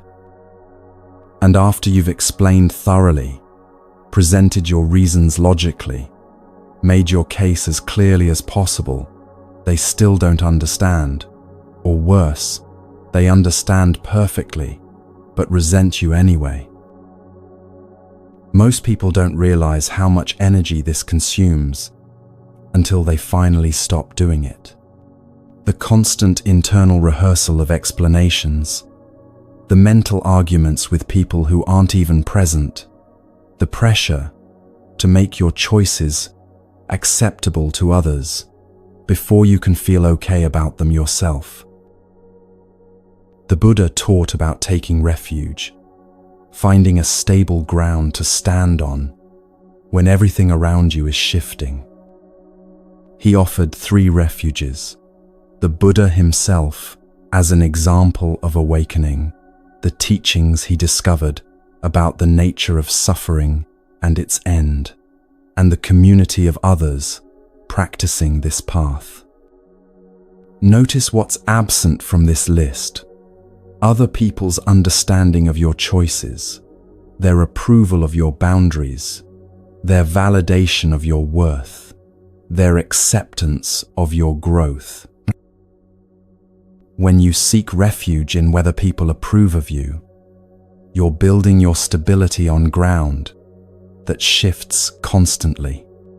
Their opinions change, their moods fluctuate, their capacity to understand is limited by their own experience and wounds.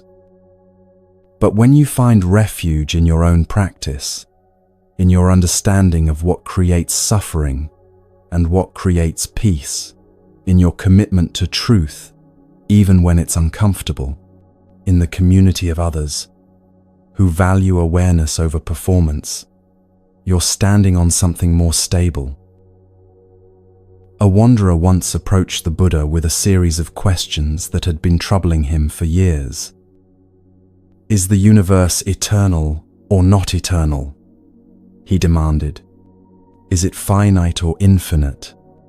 What happens to an enlightened being after death? Do they exist? Not exist? Both? Neither? Does the body contain the same life force as the mind? Or are they separate? These were considered the great philosophical questions of the time, debated endlessly by various teachers and spiritual schools. The wanderer had asked many teachers, received many different answers, and wanted to know what the Buddha thought. The Buddha remained silent. The wanderer pressed him. Why won't you answer? Every other teacher has a position on these questions. Are you uncertain? Do you not know? Or are you withholding the truth? The Buddha looked at him calmly and said, Suppose a man is struck by a poisoned arrow. His friends rush him to a doctor, but before the doctor can remove the arrow, the wounded man says, Wait. First, I need to know who shot this arrow. What caste was he born into? What kind of wood is the arrow made from? What feathers were used for the fletching? Which direction did it come from? What was the shooter's motivation? The wanderer frowned. That would be foolish. The man would die while asking these questions. The important thing is to remove the arrow. Exactly, the Buddha said. You're struck by the arrow of suffering right now. Dissatisfaction, anxiety, the feeling that something is fundamentally wrong. I can show you how to remove that arrow, but you're asking me metaphysical questions that won't help you at all. Whether the universe is eternal or not, you still suffer. Whether there's existence after death or not, you still suffer right now. I teach one thing only: suffering and the end of suffering. If a question doesn't lead toward the end of suffering, I remain silent about it. This story illustrates something important about when explanations are necessary and when they're a waste of your limited energy. Not every question deserves your answer. Not every misunderstanding deserves your correction. Not every criticism requires your defense. Some people ask questions not because they want to understand, but because they want ammunition, because they want to find fault, because they resent the choice you've made, and are searching for a reason to make you doubt yourself. Some people will never understand because they're not interested in understanding. They're attached to their interpretation, their judgment, their version of who you should be. And some situations simply don't require explanation. You don't owe everyone access to your reasoning, your process, your internal decision-making. Some things you do for yourself, from your own wisdom, and whether others approve is irrelevant. People who genuinely respect you don't demand constant justification. They may ask questions to understand better. They may express concern from genuine care, but they don't require you to convince them before accepting your choices. Your truth doesn't disappear when others don't understand it. It remains true regardless of who can see it. But the habit of excessive explaining usually comes from somewhere deeper than simple communication. It comes from fear. Fear of being judged, rejected, misunderstood, abandoned.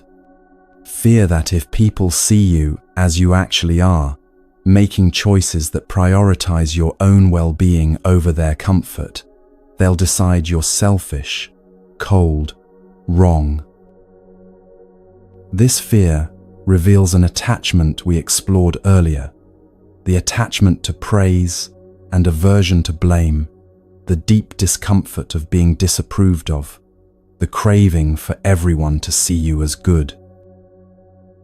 When you value external understanding more than internal peace, you contort yourself endlessly, trying to make your choices palatable to people whose approval shouldn't determine your path.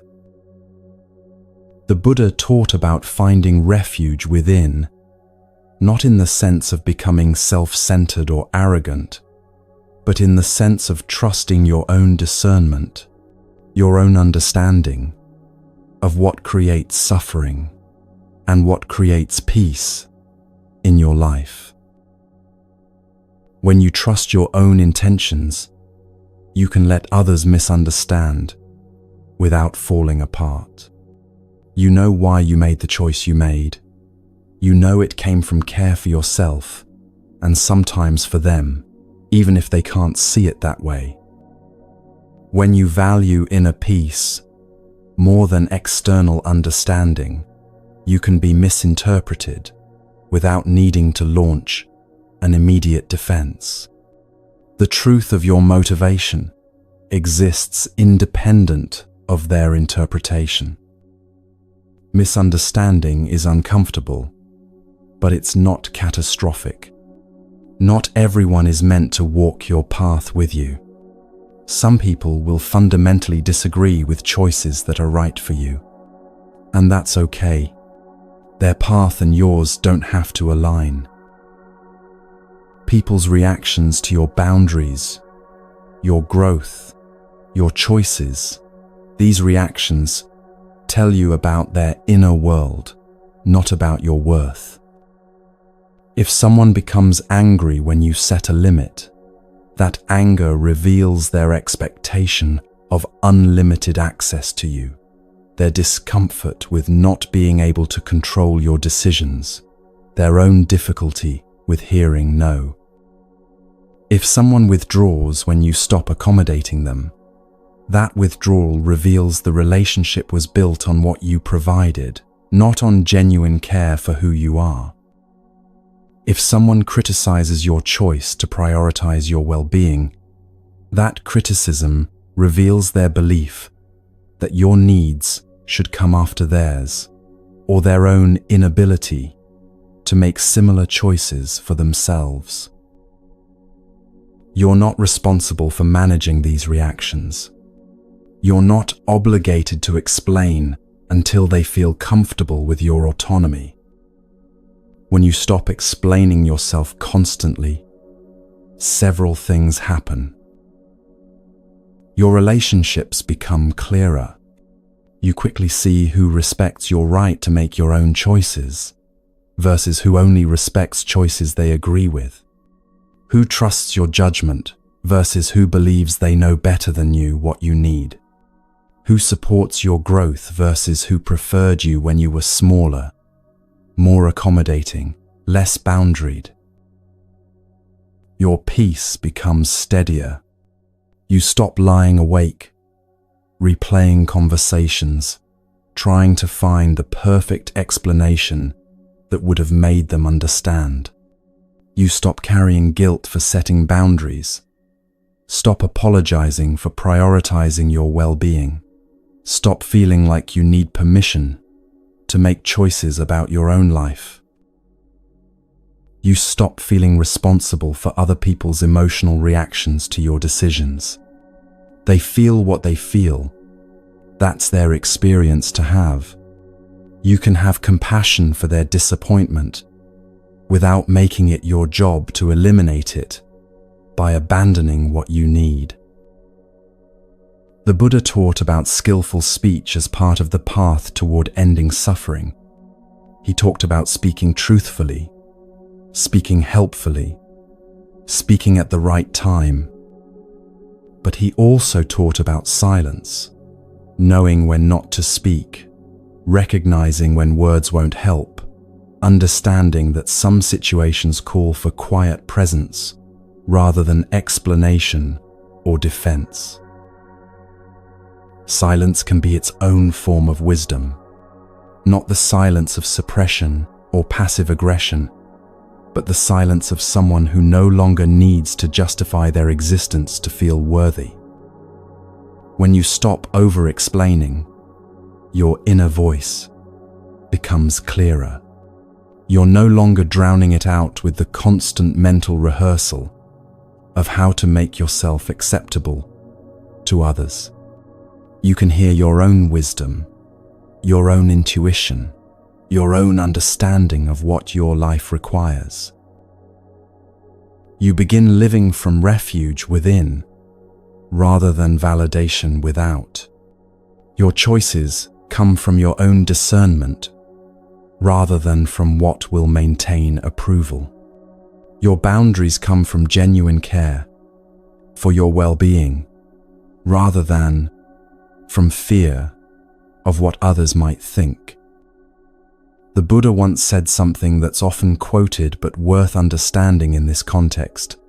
Believe nothing, simply because you've heard it, even if it comes from religious texts or respected teachers, unless it agrees with your own reason and your own experience of what leads toward peace. This isn't encouraging blind skepticism or selfish individualism. It's pointing toward the importance of trusting your own capacity to discern what's true, what's helpful, what leads toward freedom. You can listen to others' perspectives, consider their concerns, remain open to feedback. But ultimately, you're the one living your life, walking your path, experiencing the consequences of your choices. And you have access to information about yourself that others will never have. Your history, your needs, your inner landscape, your understanding of what creates peace versus suffering in your particular life. When you stop abandoning that wisdom in favor of what others think you should do, you reclaim something fundamental, your own authority over your life. And this clarity about where you stand, this rootedness in your own practice, rather than others' opinions, allows for something the Buddha taught extensively: accepting people as they are, rather than exhausting yourself trying to change them.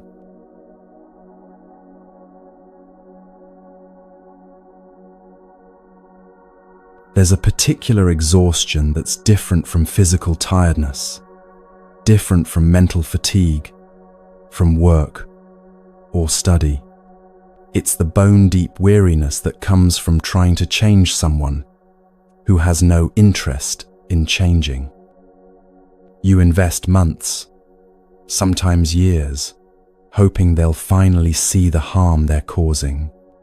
You offer perspective, suggest therapy, point out patterns, give them books or articles that explain exactly what you're seeing. You're patient through their defensiveness, gentle when confronting their behavior, clear about what the relationship needs to become sustainable.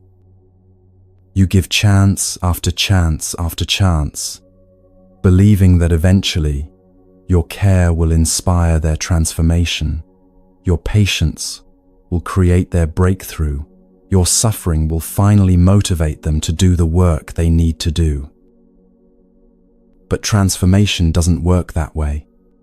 People don't change because you want them to, because you need them to, because their current behavior hurts you. They change when they want to change, when their own suffering becomes motivation enough, when they decide for themselves that the cost of staying the same exceeds the discomfort of growth. Until that internal shift happens, your effort is just exhausting you while accomplishing nothing. The Buddha taught about karma, not as cosmic punishment or reward, but simply as the reality that each person creates their experience through their own actions, intentions, and choices. You cannot create someone else's karma for them. You cannot force their growth, manufacture their insight, or walk their path for them. Each person must do their own work, make their own choices, face their own consequences. When you exhaust yourself trying to change someone, you're attempting to override their karma, to control their path, to make them learn lessons they're not ready to learn. And it's as futile as trying to make the wind blow in a different direction. The Buddha had a cousin named Devadatta who grew up alongside him in the palace. They were close as children, trained together, shared the privileges of royal life. When the Buddha began teaching after his enlightenment, Devadatta eventually joined the monastic community. For a time, he was a devoted student, respected by others, appearing to make genuine progress on the path. But something shifted. Devadatta became consumed with ambition. He began to believe he should lead the community instead of the Buddha, that his understanding was superior, that he deserved the respect and attention the Buddha received. He approached the Buddha with a proposal: retire and allow Devadatta to lead the Sangha. The Buddha declined, explaining that leadership wasn't about ambition, but about understanding, and Devadatta wasn't ready. Devadatta's jealousy turned to hatred. He made 3 attempts to kill the Buddha. First, he hired archers to ambush him on a path. But when the archers saw the Buddha approaching, they found themselves unable to release their arrows, and instead confessed the plot. Next, Devadatta climbed to the top of a mountain the Buddha was known to walk beneath and rolled an enormous boulder down, trying to crush him. The boulder split on a rock, and only a small fragment struck the Buddha's foot. drawing blood, but causing no serious harm. Finally, Devadatta released a drunk elephant onto the path where the Buddha was walking, hoping it would trample him. But as the elephant charged forward, something in the Buddha's presence calmed it, and it stopped before reaching him. Through all of this, 3 murder attempts by his own cousin, someone he'd known since childhood, someone he'd welcomed into the community, the Buddha never retaliated. He didn't try to punish Devadatta, didn't attempt to change his mind through argument or persuasion, didn't spend energy trying to make Devadatta see reason. He simply observed, Devadatta is walking his own path. He's creating his own karma through his choices. I cannot walk that path for him. I can only make sure he doesn't harm others in the community. The Buddha continued to treat Devadatta with basic compassion. He didn't hate him, didn't seek revenge, didn't try to destroy his reputation. But he also didn't chase after him trying to fix him, didn't sacrifice the community's safety for the hope that Devadatta would change, didn't exhaust himself attempting to love Devadatta into transformation. He accepted Devadatta as he was dangerous, consumed by jealousy, unwilling to look at his own mind, and he maintained appropriate distance. If the Buddha himself couldn't change someone who didn't want to change, what makes you think you can? This isn't meant to be discouraging.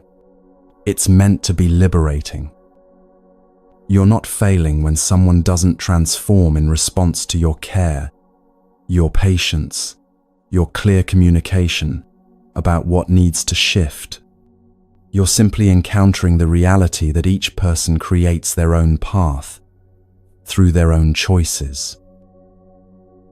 When you finally accept this, truly accept it, not just intellectually agree with it, you stop investing precious energy in battles you were never meant to fight. Acceptance doesn't mean approval. It doesn't mean you're okay with their behavior. Doesn't mean you think their choices are fine. Doesn't mean you're required to stay in relationship with them. Acceptance means seeing reality without the distortion of hope or illusion. It means recognizing patterns that have shown themselves repeatedly and believing those patterns more than the promises that accompany them. When you accept someone's consistent behavior without trying to mold it into something different, you see clearly for the first time. You see that the disrespect you keep experiencing isn't occasional stress. It's how they actually relate to people they think won't leave. You see that the inconsistency isn't mysterious or complicated. It's exactly what it looks like. Someone who engages when it's convenient and disappears when it requires effort. You see that the emotional unavailability you keep trying to heal isn't something you caused and can't be fixed by loving them better. It's their own unresolved work that only they can choose to address. The Buddha taught about seeing things as they actually are, without the filter of desire for them to be different. This clear seeing is what allows wise action. When you see clearly that someone is not going to change, you stop wasting energy, hoping they will. You stop giving chances that will be used the same way the previous chances were used. You stop explaining what they've proven they don't want to understand. People don't change because you suffer. Your pain doesn't motivate their growth. In fact, some people feel more comfortable when you're suffering When you're the one always accommodating, always understanding, always giving more chances, because your discomfort allows them to avoid facing their own. People don't evolve because you sacrifice yourself. Your self-betrayal, accepting less than you deserve, tolerating treatment that harms you, shrinking yourself to keep them comfortable, doesn't inspire anyone to be better. It just teaches them that your boundaries are negotiable and your needs are optional. Real change comes from within. It comes from someone deciding for themselves that how they're living doesn't work anymore, that their patterns are creating suffering they no longer want to endure, that the person they're being isn't who they want to become. Until they make that decision for themselves, your effort isn't helping them, it's just depleting you. When you stop trying to change people, something remarkable happens. Your energy returns. The energy you were pouring into analyzing their behavior, strategizing how to help them see, explaining the same things in different ways, hoping one formulation would finally land. All that energy becomes available for your own life, your own growth, your own peace. You stop investing in someone's potential and start responding to their reality. Potential is just fantasy if it never materializes into consistent behavior.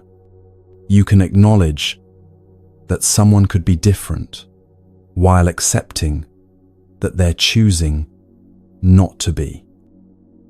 You stop trying to heal wounds you didn't create. Their childhood trauma, their past betrayals, their learned patterns of relating.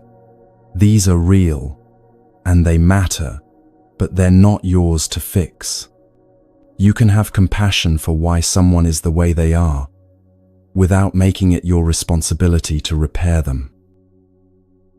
You stop carrying emotional labor that belongs to them, managing their reactions, protecting their ego, doing the reflection they won't do for themselves, feeling their feelings because they're numb to them.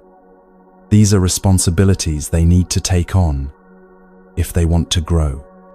You carrying them doesn't help anyone. The Buddha taught that each person must walk their own path. You can point towards something helpful. You can share what you've learned, offer perspective they might not see, suggest resources that helped you. But you cannot force someone to look where you're pointing. You cannot make them walk a path they're not ready to walk. Letting people be who they are, without pressure to become who you need them to be, gives you clarity about who actually belongs in your life. When you stop trying to change them, you see who naturally chooses growth and who chooses stagnation. Who responds to feedback with reflection versus who becomes defensive at any suggestion that they could do things differently. Who wants to understand your experience versus who needs you to be wrong so they can be right. You begin evaluating relationships based on consistent actions, not occasional promises, not on who they say they want to become, but on who they're actually being, day after day, month after month. And you realize that your job isn't to find people and fix them until they're capable of healthy relationship. Your job is to choose people who already treat you with respect, who already value honesty, who already take responsibility for their own growth. People who don't require transformation before they can meet you with basic care and consideration. When you accept that you cannot control another person's path, you stop personalizing their choices. Their decision to remain stuck isn't about your worth, or your failure. It's about where they are on their own journey, what they're ready to face, what they're willing to lose in order to grow. The Buddha said something that sounds harsh, but contains profound respect for human autonomy. No one saves us but ourselves. No one can, and no one may. We ourselves must walk the path. This means you cannot save anyone else. You cannot do their work for them, cannot spare them the difficulty of growth, cannot carry them across terrain they need to cross themselves. And they cannot save you either. Your liberation is your own work. Your path is yours to walk. Your choices are yours to make. When you both understand this, relationships become cleaner, more honest, more sustainable. You can support each other without trying to fix each other. You can care about each other's well-being without making yourselves responsible for creating it. This acceptance, this deep recognition that each person walks their own path, prepares you for the final teaching, the one the Buddha returned to again and again throughout his years of teaching. The practice of releasing your attachment to how you think things should unfold and learning to work with how things actually are.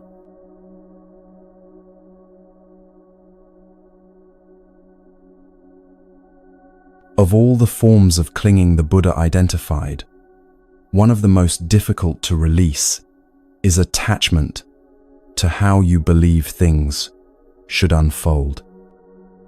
You have a vision in your mind, how your career should progress, how your health should respond to treatment, how this creative project should be received when the right opportunity should appear. You've thought it through, planned carefully. It makes sense. It feels fair. It seems like the natural result of your effort.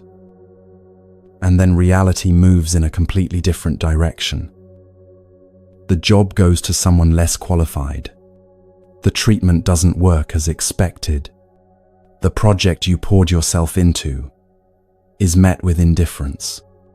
The opportunity you've been waiting for never materializes, or it comes at the wrong time, in the wrong form, requiring you to choose between competing needs. Your suffering in these moments doesn't come primarily from what happened. It comes from the gap between what happened and what you were certain should have happened. This is where you torture yourself, replaying your decisions, searching for where you went wrong, trying to identify the exact moment when things diverged from the path you'd envisioned, as if finding that moment would allow you to go back and force reality into the shape you needed it to take.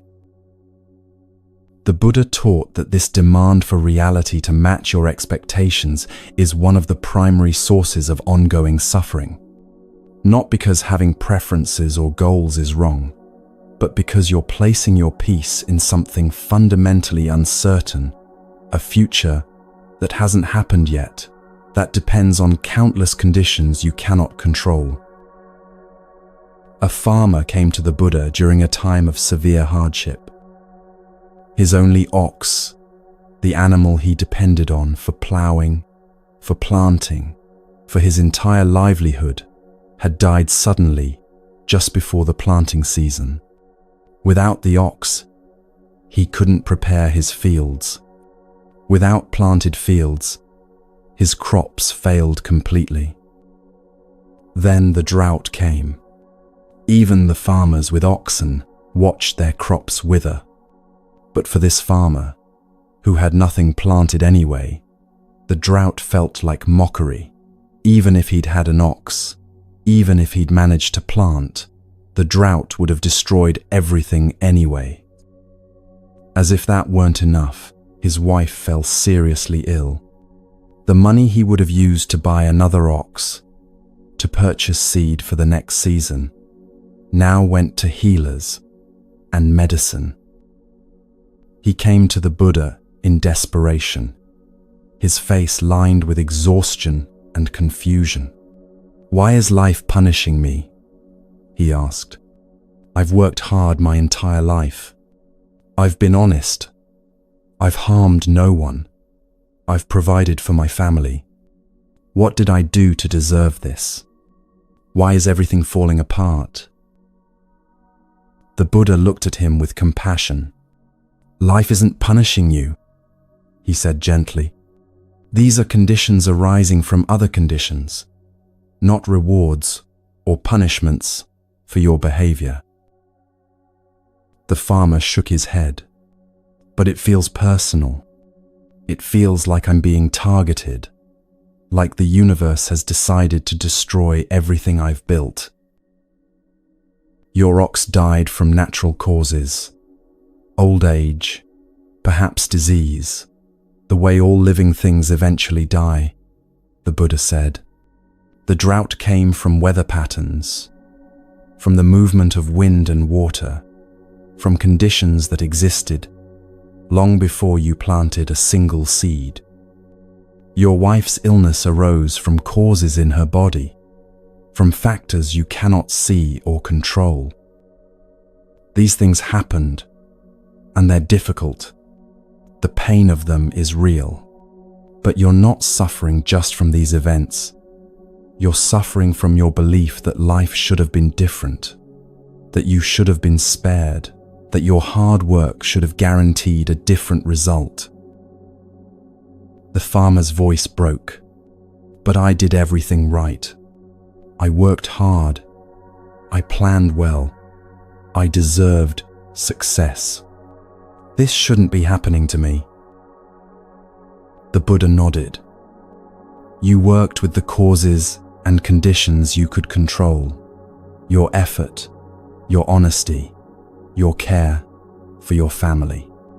But countless other causes and conditions exist beyond your sight, beyond your influence. The health of oxen, weather patterns, the invisible processes in human bodies, these arise from factors you cannot manage, no matter how hard you work. When you accept what arises, when you stop insisting it should have been different, you stop adding your own suffering to the pain that's already present. The difficulty remains, but you can respond to it clearly, instead of being consumed by the injustice of it." This story illustrates something crucial about how we create unnecessary suffering. Things don't happen to you as punishment, and they don't happen for you as part of a cosmic plan designed for your growth. They happen from conditions, countless causes coming together in ways that produce effects, some of which impact your life. Your body develops an illness not because you deserve it or because the universe is teaching you something, but because cells mutated, or immune responses failed, or genetic factors express themselves, or environmental exposures accumulated over time. Your business fails not because you're a failure or because fate decided against you, but because market conditions shifted, or timing was wrong, or competitors had advantages, or customer needs evolved in directions you didn't anticipate. Your carefully laid plans fall apart not because life is working against you, but because those plans required specific conditions to remain stable, and conditions changed. Understanding this distinction between things happening from conditions versus happening to you personally transforms how you experience difficulty.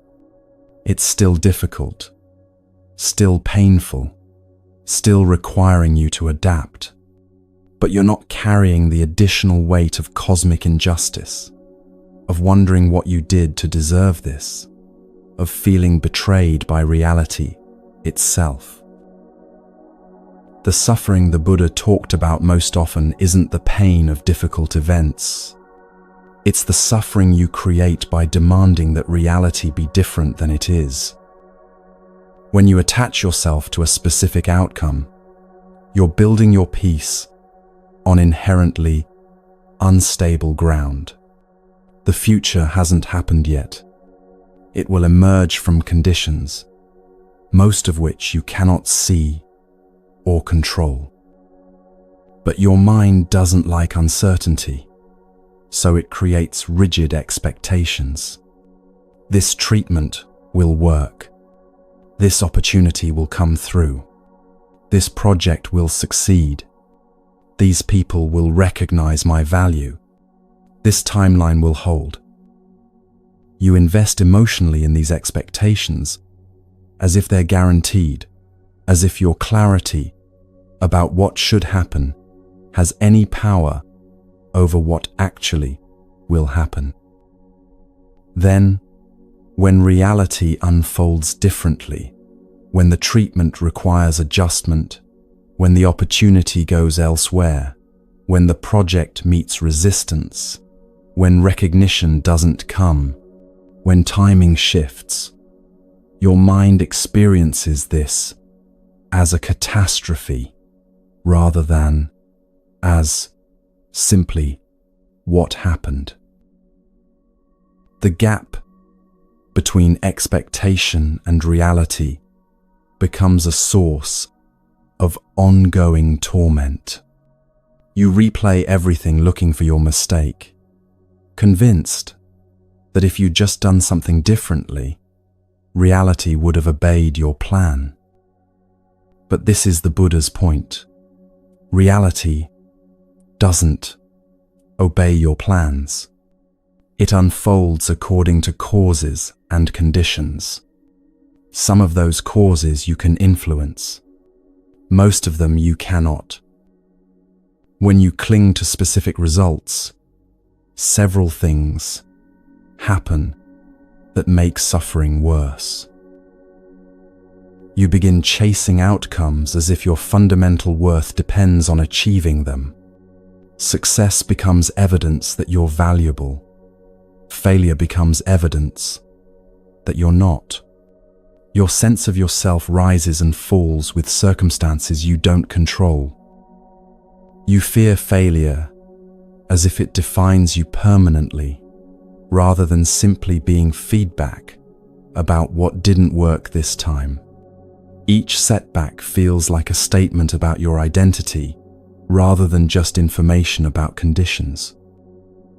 You resist any change to your plan as if flexibility is weakness, as if adapting means you failed, as if the original vision was sacred and deviation from it is betrayal. You forget that life isn't meant to be forced into predetermined shapes. It's meant to be experienced, responded to, worked with, as it actually unfolds, rather than as you imagined it would. The Buddha taught a different approach.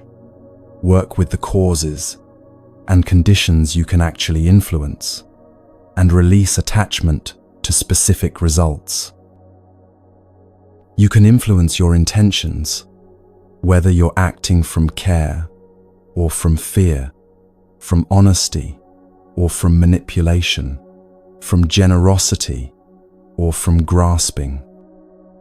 You can influence your effort, whether you show up consistently, whether you do the work in front of you with attention, whether you persist through difficulty or give up at the first obstacle. You can influence your speech, whether you communicate clearly, whether you ask for what you need, whether you're honest about your limitations, whether you speak in ways that create connection or distance. You can influence your actions, the concrete steps you take, the skills you develop, the help you seek, the choices you make, day by day. These are the causes you can work with.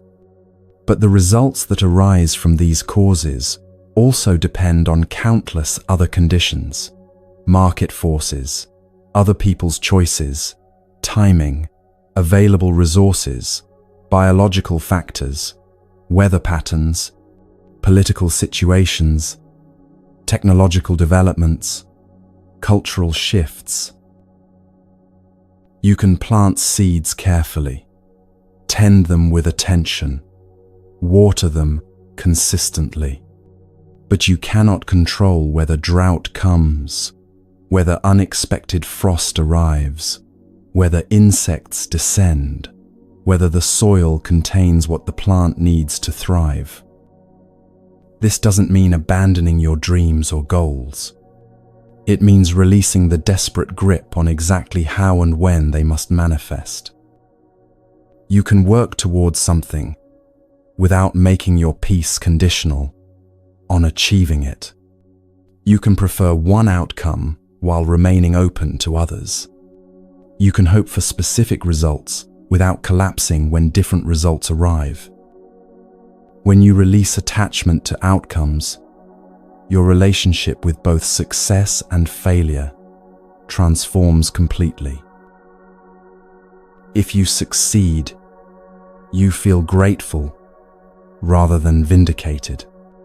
You recognize that conditions aligned in ways that supported your effort, rather than believing success proves your superiority or worth.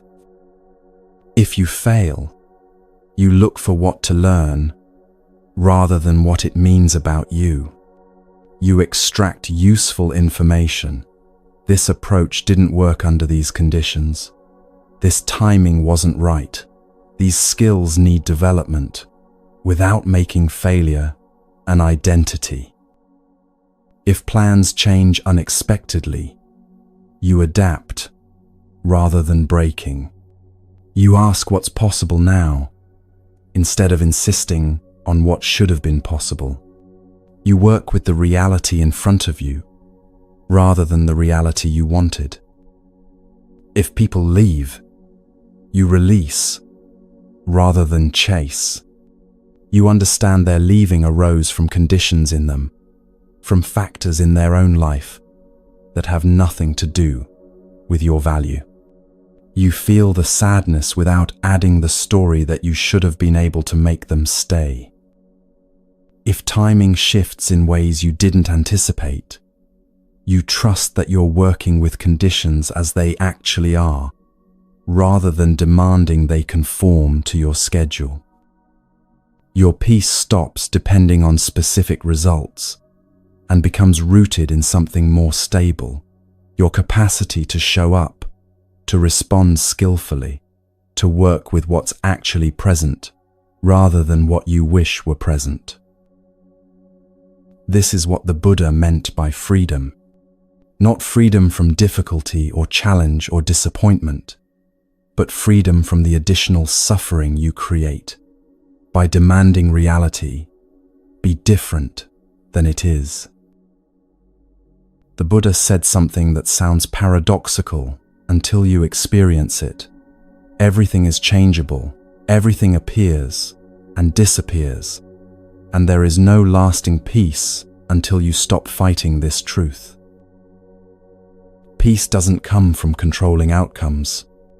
It comes from working with causes you can influence and releasing attachment to results you cannot control. When you live this way, something remarkable happens. You often achieve more than when you are desperately attached to specific results. Because you're not rigid, you can adapt when conditions change, pivot when one approach doesn't work, remain creative instead of defensive. You're not paralyzed by fear of failure, because failure has become information rather than identity. You're not consumed by need for success, because success has become gratitude rather than validation. You can work with full engagement and simultaneously hold outcomes lightly. Effort without desperation. Intention without grasping. Care without clinging to specific results. This is the path the Buddha taught. Not withdrawal from life, but full engagement with life while understanding its nature. And this understanding, this capacity to work with reality as it is rather than demanding it be different, brings us to what the Buddha wanted most for anyone listening to his teachings to understand.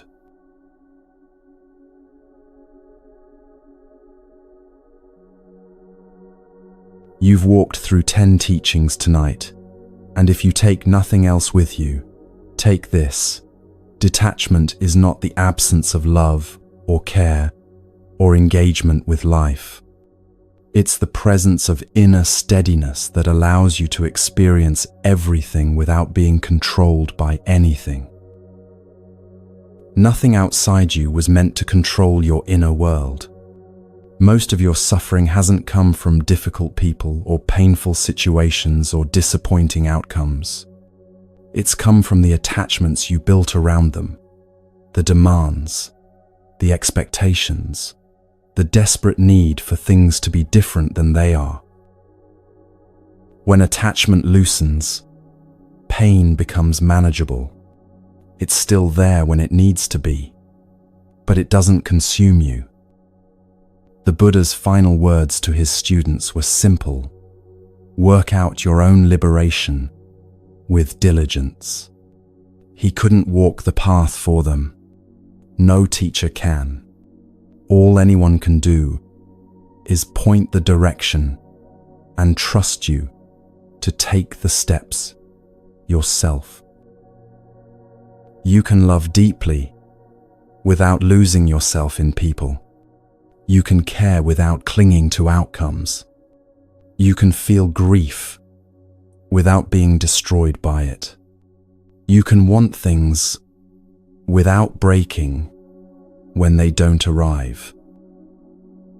Life becomes lighter when you stop forcing what isn't meant for you, when you stop chasing people who keep running, when you learn to move with life instead of constantly fighting against it. When you finally detach, some people will say you've changed, become distant, lost your warmth. What they're actually seeing is someone who stopped abandoning themselves to keep others comfortable. You become your own refuge. The peace you've been searching for was never in getting what you wanted. It was always in releasing the grip that made you suffer. The path is here. It's been here all along, waiting. May you walk it with wisdom,